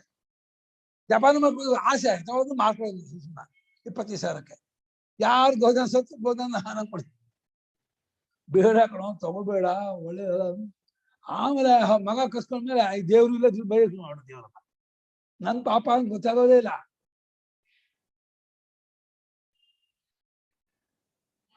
ಬೆಂಗಳೂರು ಒಬ್ರು ಅವ್ರು ಕಂಡೀಷನ್ ಮಾಡ್ಬಿಟ್ಟು ಕೊಟ್ಬಿಟ್ರು ಅವ್ರಿಗೆ, ನೀನು ಮಕ್ಕಳು ಬಂದ್ಗ ಪೂಜೆ ಮಾಡ್ತಿದೀಯಾ, ಸಾಯಿಗ್ರಾಮ ಪೂಜೆ ಇಟ್ಕೊಂಡಿದ್ಯಾ, ಇಂಥ ಪೂಜೆ ಮಾಡ್ತೀನಿ, ನೀನು ಹಸು ಕೊಡ್ತೀನಿ, ನೀನು ಇದನ್ನು ಮಾರಬೇಡ, ಇಟ್ಕೋ ಮಾಡ್ಕೊ. ಹಾಗೆ ಆಯ್ತು ಇಟ್ಕೊಳ್ತೀನಿ, ಒಳ್ಳೆ ಹಸು ಕೊಡ್ತಿದ್ರು. ಕೊಟ್ಟು 1 ತಿಂಗಳಾಗಿ ಮಾಡ್ಬಿಟ್ಟ. ಅದು ಅವ್ರಿಗೆ ಸುದ್ದಿ ಹೋಗ್ಬಿಡ್ತು, ಯಾರು ಹೇಳಿದ್ರು. ಹೇಳ್ಬಿಟ್ಟು ಅವರು ಫೋನ್ ಮಾಡ್ಬಿಟ್ರು, ಹಂಗ ಹೇಗಿದೆ ಹಸು ಕರು ಹೇಗಿದೆ, ತುಂಬಾ ಚೆನ್ನಾಗಿದೆ ಆಗಿದೆ, ನಾನು ಹಾಗೆ ಕೊಟ್ಟಿಗೆ ಹಾಗೆ ನಾನು ನಾಳೆ ಬರ್ತಾ ಇದ್ದೀನಿ ಯಾವುದು ಇದಕ್ಕೆ, ಹಾಗೆ ಬರ್ತೀನಿ ಜಿಗಿಸ್ಕೊಂಡ್ಬಿಡ್ತು. ನನ್ ಓಡ್ತಾನೆ ಏನ್ ಮಾಡುದು ಇವಾಗ, ನೀವು ಬರ್ತಾರಂತೆ ನಾವು ಕೊಟ್ಬಿಟ್ಟಿದ್ವಿ, ನೀವು ಯಾಕೆ ತಗೊಳ್ಳಿ ಅವ್ರು ಹೇಳಿದಾಗ ಆ ತರ ಕಂಡೀಷನ್ ಕೊಟ್ಟು ಬೇಡ ಬೇಕಾಯ್ತು. ಯಾರಿಗೆಲ್ಲ ಕೊಟ್ಕೊಳ್ಳಿ, ನಂಗೆ ಆಗಲ್ಲ ಬೇಕಾಯ್ತು, ಯಾಕೆ ತಗೊಂಡೆ ಅಂತ. ತಗೊಂಡ್ಬಿಟ್ಟು ಮಹಾರಾಜ್ ಬೇಗ ಮಾಡೋದು. ತಡಿ ನಾನು ಹೇಳ್ತೀನಿ ಅವರಿಗೆ ಮಾಡ್ತೀನಿ. ನಂತರ ಬಂದು ನೋಡಿ ಅಮ್ಮ, ನೀವು ದಾನ ಮಾಡಿದ್ದೀರಾ, ನಿಮ್ಗೆ ಪುಣ್ಯ ಬಂದ ಇದೆ. ಅವ್ನಿಗೆ ಏನೋ ಆ ಪಾಪ ಅವನಿಗೆ. ಸುಮ್ಮನೆ ನೀವು ಅದನ್ನ ಪರೀಕ್ಷೆ ಮಾಡಕ್ ಹೋಗಿ ಅವ್ನು ಬೈಯೋದು ಒಂದು ಪಾಪ ಕಟ್ಕೋಬೇಡಿ. ಅವ್ನು ಮಾರಿದಾನೆ, ಅದು ನನಗೆ ಗೊತ್ತು, ಅವ್ನು ಮಾರಿದಾನೆ. ಸುಮ್ಮನೆ ಅವ್ನು ಬೈಯಕ್ಕೆ ಹೋಗ್ಬೇಡಿ, ಮಾಡ್ಕೋಬೇಡಿ. ನೀವು ದಾನ ಮಾಡಿ ಇದನ್ನ ನಮ್ಮ ಕೊಟ್ಟಾಯ್ತಾನೆ, ನಿಮ್ಗೆ ಆ ಪುಣ್ಯ ಬಂದಿದೆ, ಅದಾಗಿದೆ. ಅದು ಮಾತು ಬೇರೆ ಹೇಳಿದಿರ, ಪೂಜೆ ಮಾಡ್ತೀನಿ, ಇಟ್ಕೊಳ್ತೀನಿ ಅವನು ಅಂದ. ಅವನು ಅದನ್ನ ಅನುಭವಿಸ್ಕೊಳ್ತಾನೆ. ನಿಮ್ಗೆ ಯಾಕೆ ಅವನು ಬೈಯೋದು ಅನ್ನೋದು ಮಾರಿ ಅನ್ನೋದು ಹೋಗ್ಬೇಡಿ, ಸುಮ್ಮನೆ ಹೋಗಿ ಒಮ್ಮೆ ಬೆಂಗಳೂರಿಗೆ ಅಂತ ವಾಪಸ್ ಕಳಿಸ್ಬಿಟ್ಟು. ನಮ್ಗೆ ಬಂದಿದ್ದವರು ಅವನೇಶ್ವರ್ ಬಂದಿದ್ರು. ಹೀಗೆಲ್ಲ ಮಾಡ್ತಾರೆ ಹಾಗೆ. ಅಯ್ಯೋ ಗ್ರಾಚಾರ್ಯ, ಜ್ಞಾನ ಕೊಡೋರಿಗೆ ಹಾಗೆ ಇರ್ಬೇಕು, ಹೀಗೆ ಇರ್ಬೇಕು, ಕಂಡೀಷನ್, ನಿಮ್ ಸ್ವಾತಂತ್ರ್ಯ ಇಲ್ಲ, ನಿಮ್ ಸ್ವಾಮ್ಯತೆ ಇಲ್ಲಪ್ಪ. ಕೊಟ್ಮೇಲೆ ಆಯ್ತು. ಏನೋ ಹೇಳಿದ್ವಿ, ಒಂದು ಯಾಕೆ ಹೇಳಿ ಪೂಜೆ ಮಾಡ್ತೀಯ ಕಣೋ, ದೂರ ಮೇಲೆ ಇಟ್ಕೊಳ್ಳೋ, ಪೂಜೆ ಮಾಡು, ಚೆನ್ನಾಗಿ ಇಟ್ಕೊಳ್ಳೋ, ನಾನು ಹೇಳೋ ತಪ್ಪಿಲ್ಲ, ಕಂಡೀಷನ್ ಆಗಿ ಹೇಳ್ಬಾರ್ದಪ್ಪ. ಇವನಿಗೆ ಆ ಸದ್ಯ ಮಗ ಉಂಟ, ಅದಕ್ಕೆ ಕೊಲೆ ಅಂತಾರೆ ಹೋಗಿದ್ದು. ಬೇಸಿ ಮಾಡಿ ದೇವ್ರ ನಾವು ಈ ಕೆಟ್ಟ ಕೆಲಸ, ಈ ದಾನ ತಗೊಳ್ಳೋದು ಬೇರೆ, ದೇವ್ರನ್ನ ಬೈಯೋದು ಬೇರೆ. ಮನುಷ್ಯನಿಗೆ ನನಗೆ ಆ ಪರಿಣಾಮ ಪ್ರಜ್ಞೆ ಜನ ಏನೋ ಮಾಡ್ತಾ ಇರ್ತಾರಲ್ಲ, ತುಂಬಾ ಡೇಂಜರ್.